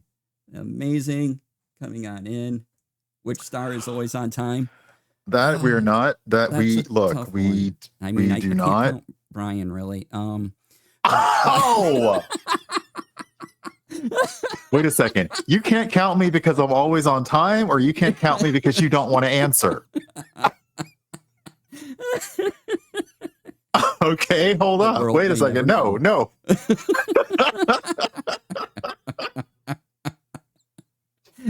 Honestly, Saucefire, it would have been easier if you just asked us to play Monopoly, okay?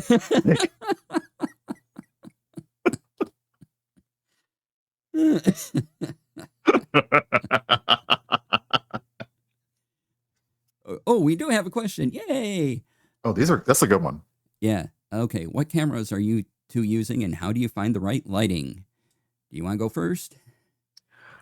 Yeah, I probably have the older setup because DC has been through a few different camera setups, and actually has a lot of good testing knowledge, so it's great to ask.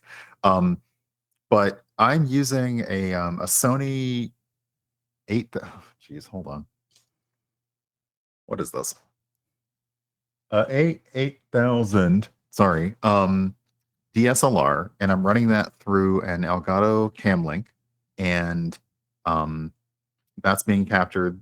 And I'm also currently using an NVIDIA Broadcaster, but it's not making any changes to the thing. And for lighting, I am using the Logitech Lytra Beam. So I actually have 2 lights. There they go. Although the camera is also like adjusting. Oh, wow, that was washed out. I have 2 lights on me that both work for me and my green screen behind me. And I have lighting in front of me. So this has been a lot of fiddling because I am on. Wait, I can. Hold on a second. I can actually show you. This won't change much because it's still green, but I'm just on my couch. And it's easier to have everything facing at me. So yeah, I use a DSLR with an Elgato Cam Link. There are other HDMI to USB pass-throughs that also work, and I have multiple lights on me as well as kind of crossing. So yeah. And I'm looking to set up yet another camera because I do have 2, but the one I'm currently using is the Elgato Facecam Pro, and cameras like that, and the 360 Link it was called, or Link 360. Oh, one of those. Oh yeah, InstaLink. InstaLink, something like that. Something, yeah. Yeah. Anyway, what I am liking and what I think we can get more use out of is pan tilt zoom cameras, or PTZ cameras. And so there are functions I can let this Elgato Facecam plug into the Stream Deck, and I can control the zoom and the tilt and everything just by a button. Let me see here. So right now I have zoom controlled, and I'm just turning a knob on my Stream Deck. Insta 360 Link Cam, yeah. So, Knobs. I can go zoom and enhance. Zoom and enhance. And then I can go back out. Okay, that's a little intense. That's okay. Yeah. We need to go back out there. That was too intense for me. But yeah, I can just do that, and then it's a way to make.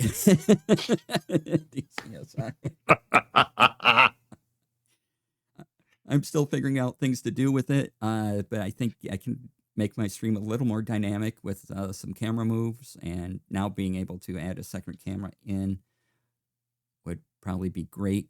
As far as lighting goes, I have 2 of the Elgato key lights, one there on me. I have a light that hits the top of my head here. It's just I got a pair of lights for like, I don't know, $40, something like that. and they're basically photography lights that they're rectangular, and you just position them where you want, and they have these little control boxes. They turn off and on, so I can turn that off and turn it back on, just so I have overhead light. The other light in the pair that I of these photography lights is going onto my green screen, and you want to light your green screen to eliminate shadows. And then I have a tiny little light on this desk over here that also goes on the green screen and takes care of some of the shadows on this side as well. So I have a few lights working on shadows. I have an overhead light to separate me from the background, and I have the Elgato key lights to give my face definition. You've talked on stream because I've lurked on other Tech Friday when you actually, because then you're bringing in like your film production knowledge about the way that you light your face, the way that you have your camera pointed, and what that kind of conveys, and what decisions you make. But yeah, for me, it was really like I wanted the green screen, and I've been watching my own stream over and over again, and realizing like it just wasn't keying out well. And a lot of that was because I was in the way. Like I am the shadow that is the problem on my green screen. So moving the light from in front of me, and this is actually getting into Reese's question about like light sensitive. The lights in front of me can work for some people, but I actually have mine off to the side, so I'm not looking directly at them. They are that way. But also, if you look at the links for both the key light and the Litra Glow, or Litra Glow, I'm not really sure how they pronounce it. Both of those are set to be good light, but less intense on your eyes. It's almost like they have, what's the word? Not diffuse. Is diffuser the word? Yeah, No. What? diffuse the light or turn down the brightness. Yeah. And for that, that's why I have these gunner glasses. These are the Marin type. Thanks again, Cypher Tier, for the discount code. Go to Cypher's channel, type in gunner, look it up. Yeah, I have sensitive eyes, so I keep these on. These aren't prescription. I do wear prescription glasses, but since I am nearsighted, I just need them for far away stuff. So my monitors and stuff are all in focus for me, and these help with my eyes don't feel as tired, and they don't water or anything like that. And so I just use these, and they cut down the light enough for me. I would also say that if you are using like lighting that, because I have the Amazon package of like 3 LED lights, and those don't really have a diffuser on them. They are just all of those little pinpricks right in your face. What I honestly did was I put like a piece of legal paper over them, and that kept the brightness off of me, and honestly softened the light, so there were less specific light, not beams because it's all light, but essentially it softened the light, so it also kind of made it a little more human skin than bright light on your skin. So yeah, for me, the best way for me is I don't have the lights in my sightline. They are kind of off. But yeah, if you have a light directly in your face, look for something that specifically advertises itself as being easier on your eyes, and look for something that diffuses that light, so it's not like staring into a flash. So yeah, and just to bring up another thing, we are talking about LED lights. If you use like lights with big barn doors and do what Brian said, you will start a fire if you're using paper to cover your light. But so make sure you're using LED lights, because Start fires, kids. they won't get as hot. And, I am the leprechaun telling you to burn things. Yeah, but yes, yes, you can diffuse things without setting fire to things. Exactly. And but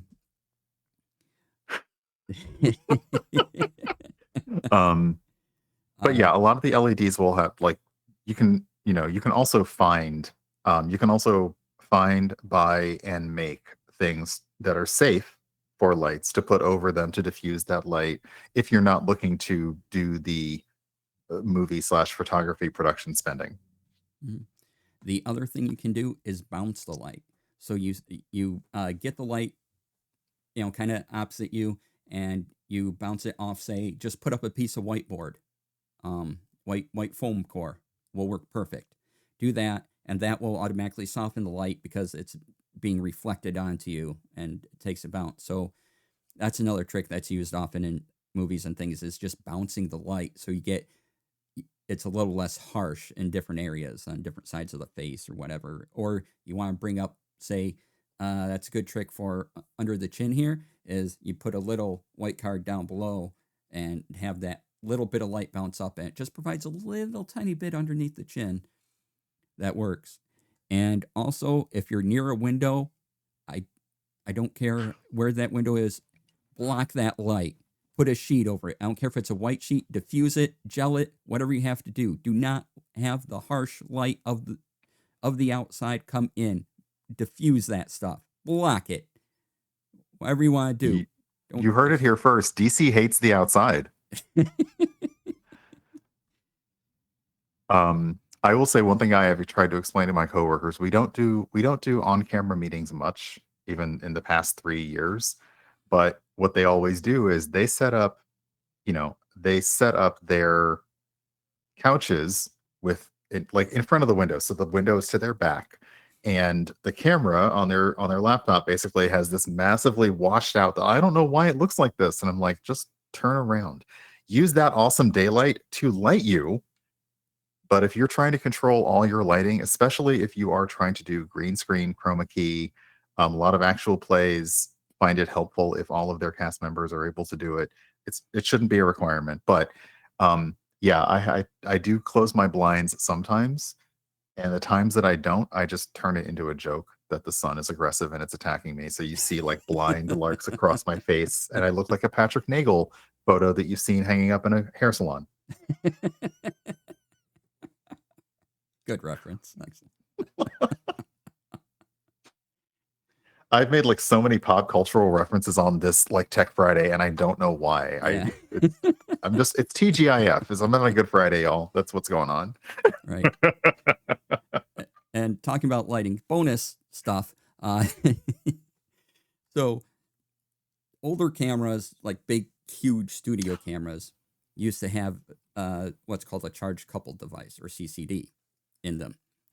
And if you pointed those at a light, you could burn in that image of the light into the sensor. And there's no getting rid of that. You have permanently wrecked that camera, and will always have a spot there. So don't point your cameras at lights. Also, why to do that in days of LEDs and current technology? Because light is a big bright source that we like to look at the big bright things. It detracts from your face and everything else. So if you have a big light, hide it from your camera view. And that way people will look at your beautiful self and not the big bright light spot that can be distracting. Don't stare directly into the sun, and don't let your camera stare directly into the light. Free bonus tip. Yeah. Gosh, we haven't had to talk about burn-in for a long time, because that used to be the big thing with screens, which is why After Dark became a thing. But yeah, I've so far not wrecked any sensors yet, because all of the light is facing like away from it. But yeah. No, Tyran, do not stare into the sun. And don't put salt in your eyes. All right. We've been going a while. Any other questions? We're good yet for a little longer, I think. Not too much, but yeah. So if you have any other questions, please ask away. Puts the salt shaker down. No, I like talking about this because your knowledge of mostly studio and film production is very helpful when just trying to like even the smallest setups can benefit from just one or two tweaks. And the only thing I have to figure out in my kitchen is I may just have to get some command hooks and put like a diffuser over my overhead fluorescent light, because like essentially it just bounces off of my head, which isn't bad, but it's not the best look when my head is being a signaling mirror. So sometimes I'm like, I might have to diffuse my overhead lighting a little bit, just so it has a softer feel to it. But yeah, just making a tiny tweak here and there. You can get LED lights very cheaply on Amazon. Um, oh boy, that's a how much time do we have? Yeah, well, I can go a little longer. Yeah, that's a big. That is a big question, and I will admit that I still do not know the answer. So I can tell you what I do, and that seems to help. And I said do, and I'm happy. So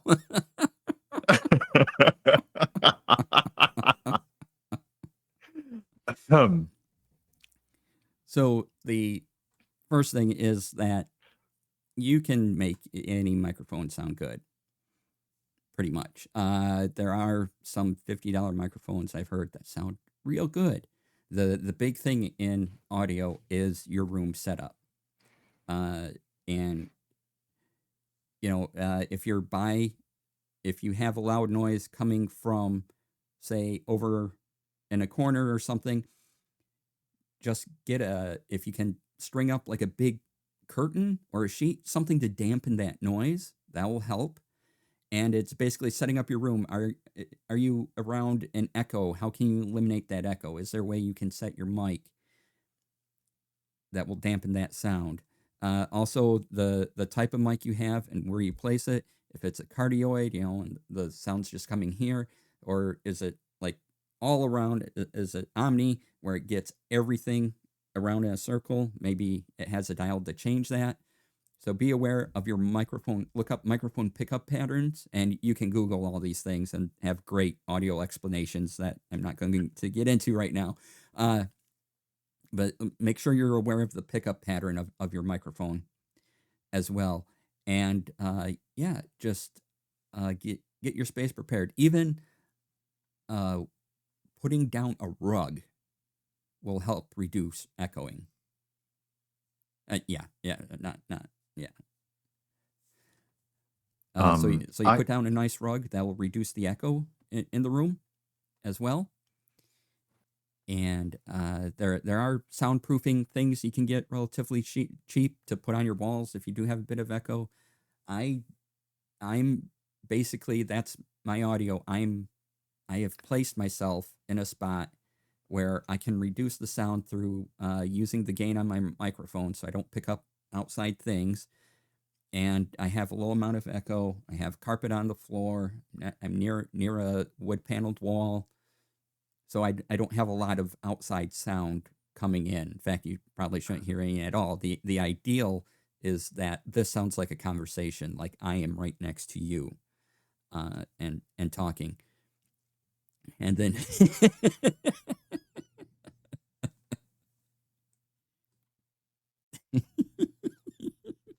that lean. And then the other thing I do is I go into, so I have the Elgato Wave 3 mic that goes into their software, Wavelink. Wavelink goes into OBS.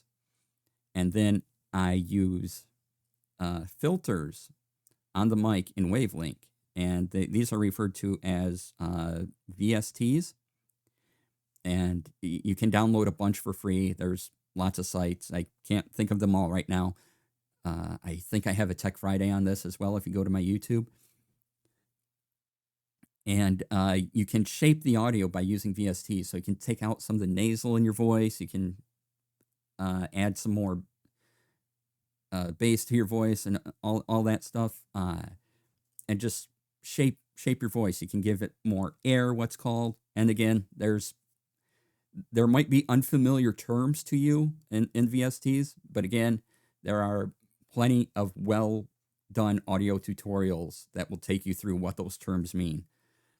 And then I just have that stream mix in OBS, and usually I don't touch the audio. You only really want to filter your audio once. Like if you use Wavelink to filter your audio, don't also filter it into OBS. Just you can also filter it in OBS because you can use VSTs in OBS and other tricks. And so, like when I was doing Rivals of Waterdeep, yeah, again, I have all the sound going through Wavelink coming to OBS, but I would have that channel separate from my normal stream mix. And it would just be that channel. And then I have a certain setup of filters that I would go through so their voices wouldn't peak, would always be hearable, and, again, would have that appearance of we're having a conversation right next to each other.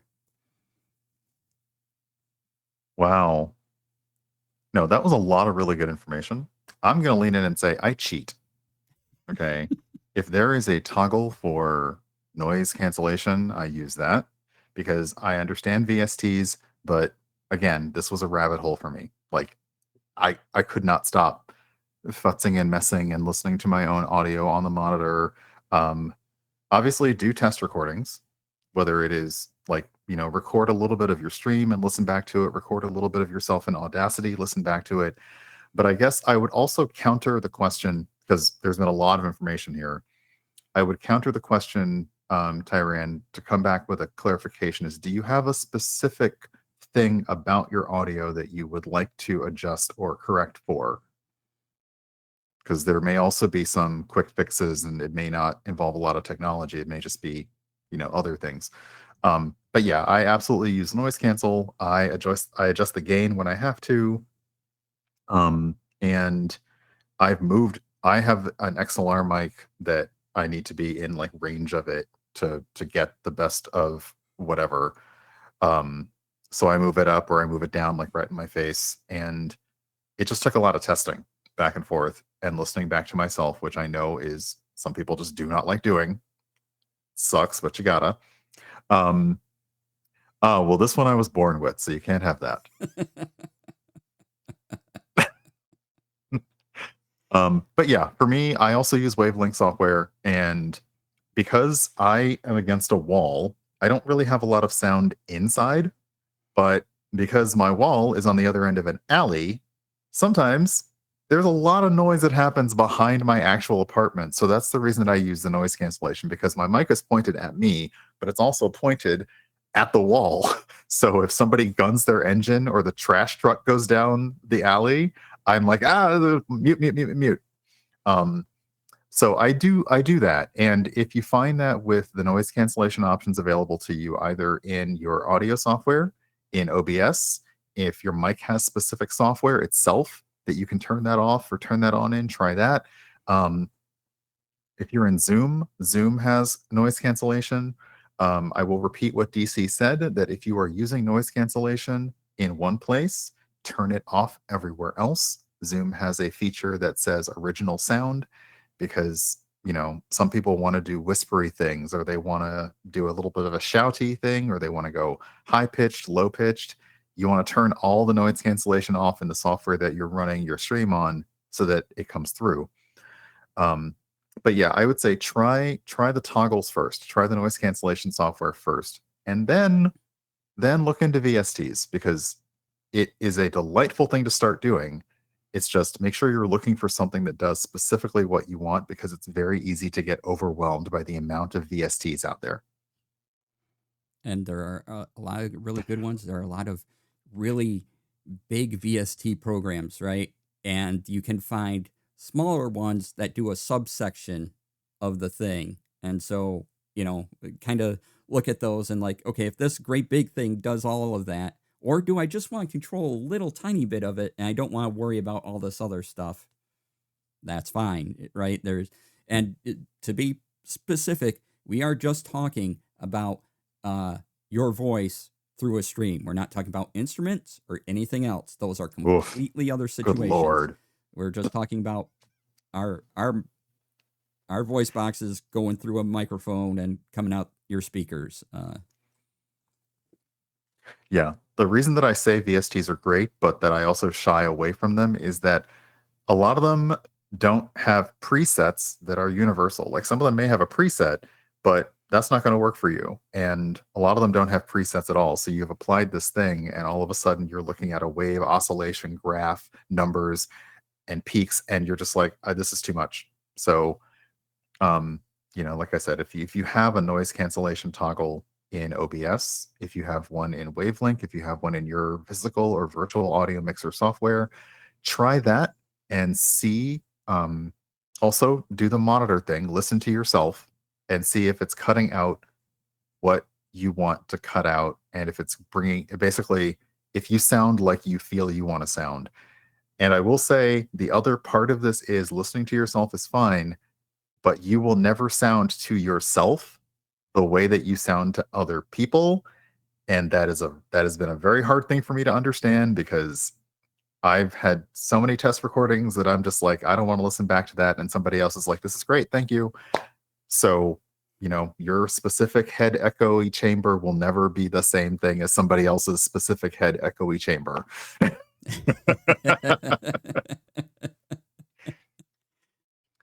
Yeah, like when I test my mic, I have a time limit on how much I want to listen to myself. So I will make sure I can get it done, in a week, but maybe I am only doing it, say, an hour a day, and then I'm like, okay, I've heard myself enough. That we'll put this away now. Come back to it tomorrow. We have the settings we kind of like and kind of don't like and things like that. Maybe there's some refinement, but that's going to be tomorrow's thing when I think I can listen to my voice again. Yeah. So yeah, I hope that is the range of an answer we can give, from like the simplest things you can do all the way to the most complex things, because every aspect of production is going to have answers like that. It might be something tiny, or you may have to look into adjusting your entire setup, and it can be overwhelming. And sometimes I always say, initially, use the path of least resistance. Do the smaller thing that works in the short term. And if you're really not happy with that over the long term, then start looking into doing a little more detailed stuff. And let's see. I had a thought and I lost it. No, get it Maybe we back. should vamp a bit. Well, I'm sorry, if you need help finding your hold on, where did shoot? I had it in my thing. There it is. I'll give you a little time. We're gonna time out DC for a minute so you can't hear him, because I I love the fact I don't know why he told me about that command, but now that I have access to it, I will never use it except when I'm on camera with him, is the thing. So yeah, hopefully he's remembered whatever he wants to remember. Um, Now, I actually do have a question, since you can hear me. When I click on mute, how do you have to actively do anything else, or is it just a tap on the microphone to unmute yourself? Just a tap on the microphone. Okay, that's cool. That is really, really cool. Okay. Oh, that's neat. So yeah, you tell. Well, obviously you tell Streamer.Bot. That's the thing we were using. There it is. Yeah. There. See, it was there. When you go to the Elgato and the wavelength settings, you make sure you have it on because it's wavelength and not your microphone. Make sure it has the channel that your microphone is on as the mute source, and then and then it just works like muting and unmuting. So yeah. So I could do it through wavelength, or I can do it on the mic itself. Yeah. And while that is a really funny thing that DC added that allows, the other use of that is it allows you to set up commands for your mods where maybe you came back from break and you forgot to unmute yourself, and they notice before you do. They can type a command in to maybe unmute yourself.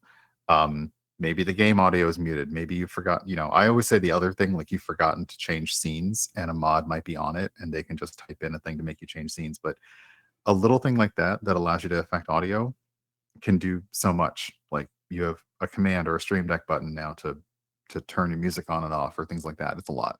Yeah. Did you grasp the thing? Yes, I did.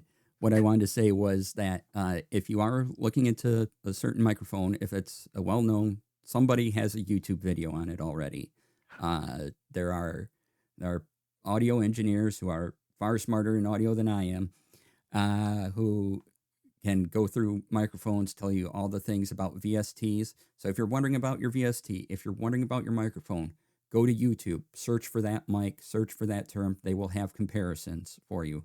And sometimes they won't, they'll say The good ones will say, what do you think sounds better? Here's this mic. Okay. And then you can skip the video ahead a bit. Here's this mic. Skip the video ahead. Here's this mic. And just figure out what one you sound better. Like I said, I've heard some really good $50 microphones.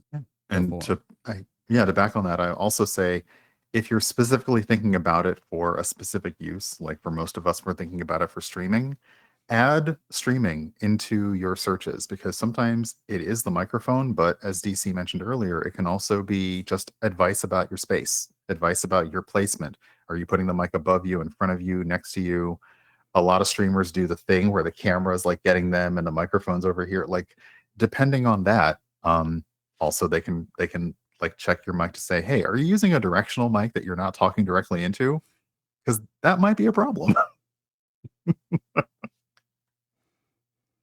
Also, mic placement, again, pattern, but you do want kind of close to your mouth, but you don't want to be right up on your microphone. Yeah, I have about like a full this length between me, and I have the gain up, which is why I have noise cancellation on.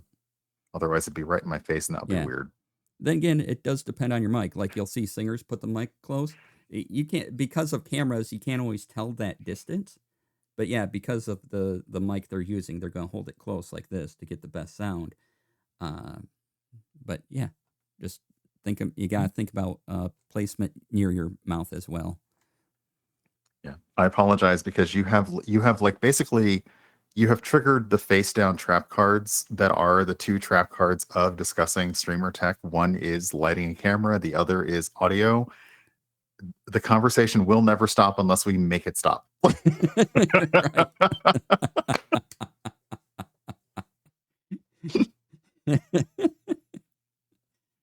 like we haven't even hit on producing TTRPGs or anything like that yet. Then the conversation. Oh yeah, imagine trying to give, between 4 to 6 people all a tutorial on managing their lighting and audio before then pulling all of them into a single thing. Yeah. Oh. That's another conversation. And I do have a panel coming up in September that will air on this channel about producing TTRPGs. So I gave myself a segue there on purpose, totally. But that is excellent, because you recently had a panel at Gen Con. Is this going to be a reprise of that? Sort of, yes, but I have some people lined up, like D&D Jordan Lee. Who else have I asked? Josh Simons, who joined me at my Gen Con panel. I have RoboGoblin. Yay. And Dimples and Dice. Awesome.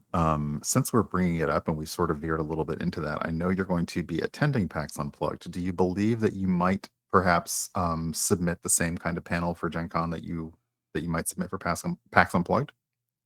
Yes, I am asking for panelists for that, and I already have a couple of replies. So awesome. Start setting that up and see where that goes, and see if PAX Unplugged will accept my panel or not. But it's intended to be a 101. So yeah, we have. I'd say ask me, because I'm good on almost any panel, even if I know nothing about the subject. I'm kidding. I can bullshit very quickly. It's fine. But no, that would be exciting, because it's. And this is I'm trying to veer off of audio and lighting, because we're going to get there forever. But like actual play production, since it is becoming a bigger thing, I know people have gone back to playing in person, and I know people have gone back to playing in person in studio, but a lot of people are still doing virtual games, and there are tons of actual plays out there, like just too many to even list.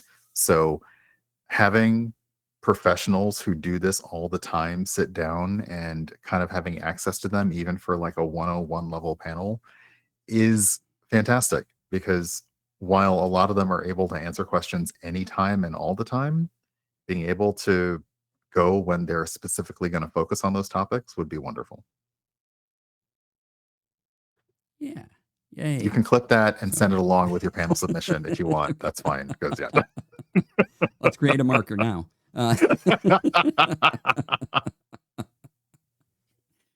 All right. If there's any other questions, otherwise we really should wrap up. We we have gone over the time. I I will gotta be. eat.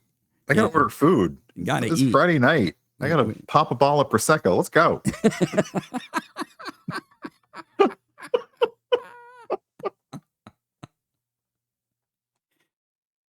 So if there is another question or so, we can answer during our outros. We'll be happy to answer it. Otherwise, that'll be it. Really, this time. So Brian, tell everyone where they can find you. You can mostly find me outside of this little box. You can find me at Urban Bohemian pretty much everywhere, all the social media platforms, the ones that are thriving and the ones that are dying, but mostly here on Twitch at twitch.tv/Urban Bohemian. I stream Saturdays, Sundays, and Tuesdays, and then you will find me on other streams randomly here and there. I am a variety streamer. I do a lot of things. I'm probably going to be heavily into Destiny 2 lately. We may look at Immortals of Avium, I don't know how to pronounce it, this weekend. And from time to time, I'm also in TTRPG things. As my thing said, I played Virgil in Rivals of Waterdeep, which I do miss fondly. I played DeRoss in Cyberpunk Independence. And if you are looking for somebody to be in a TRPG actual play, or especially if it's for charity, look me up, hit me up. If you want me to DM, I will probably be very nervous about it, but maybe say yes, but probably not. But maybe, but probably not. Maybe. Just saying. Excellent. And follow Herb, really. Like, he's great. And thank you for coming on in for another Tech Friday. Really enjoyed it. It was a lot of fun. We got through all of the topics and extra We did stuff. every single one. Yeah. Yeah. Wow. Okay. Anyway, I'm your host. I've been DC. You can find me on Twitch, Twitter, Instagram under DC Lasair. That's DCLASAIR on all the things. I stream here Monday through Fridays at 12 p.m. Pacific, 3 p.m. Eastern. Right now, I am doing Baldur's Gate 3 with the gnome druid Sticky Maple and going through being a bear and bear clawing everything in my path. Bear claws, though. You could go for a bear claw right now. That'd be pretty good, eh? Yeah. Bear claw, elephant ear. Both pretty good. I'm looking to do some stream TTRPG APs, actual plays in the nearish future. So watch my social bits for all of those. Keep your eyes on DC's bits, everyone. You can go to dclasair.bio.link and find all those things. You can even email me if you want. Also, I'm very hireable for DMing, producing, and all the other things we've been talking about today. If you do want one-on-one time, please, I think this should still work. Yes, please go to my coffee there and go under the commissions tab, and you can sign up for some one-on-one time and 2 hours of my time, and we'll just talk tech for whatever questions you have around streaming and things like that. Also, if you use Notion, I have a bunch of templates for the TTRPG community to use at no charge whatsoever. That first link there goes to things like a DM screen, a player's journal, and just things to keep track of your shows. The second link, the AP production template, will take you through pre-production to post-production and let you keep track of your shows. You can even download that info into an HTML file for later use. And once you hit the duplicate button, it's yours to modify and use as you like.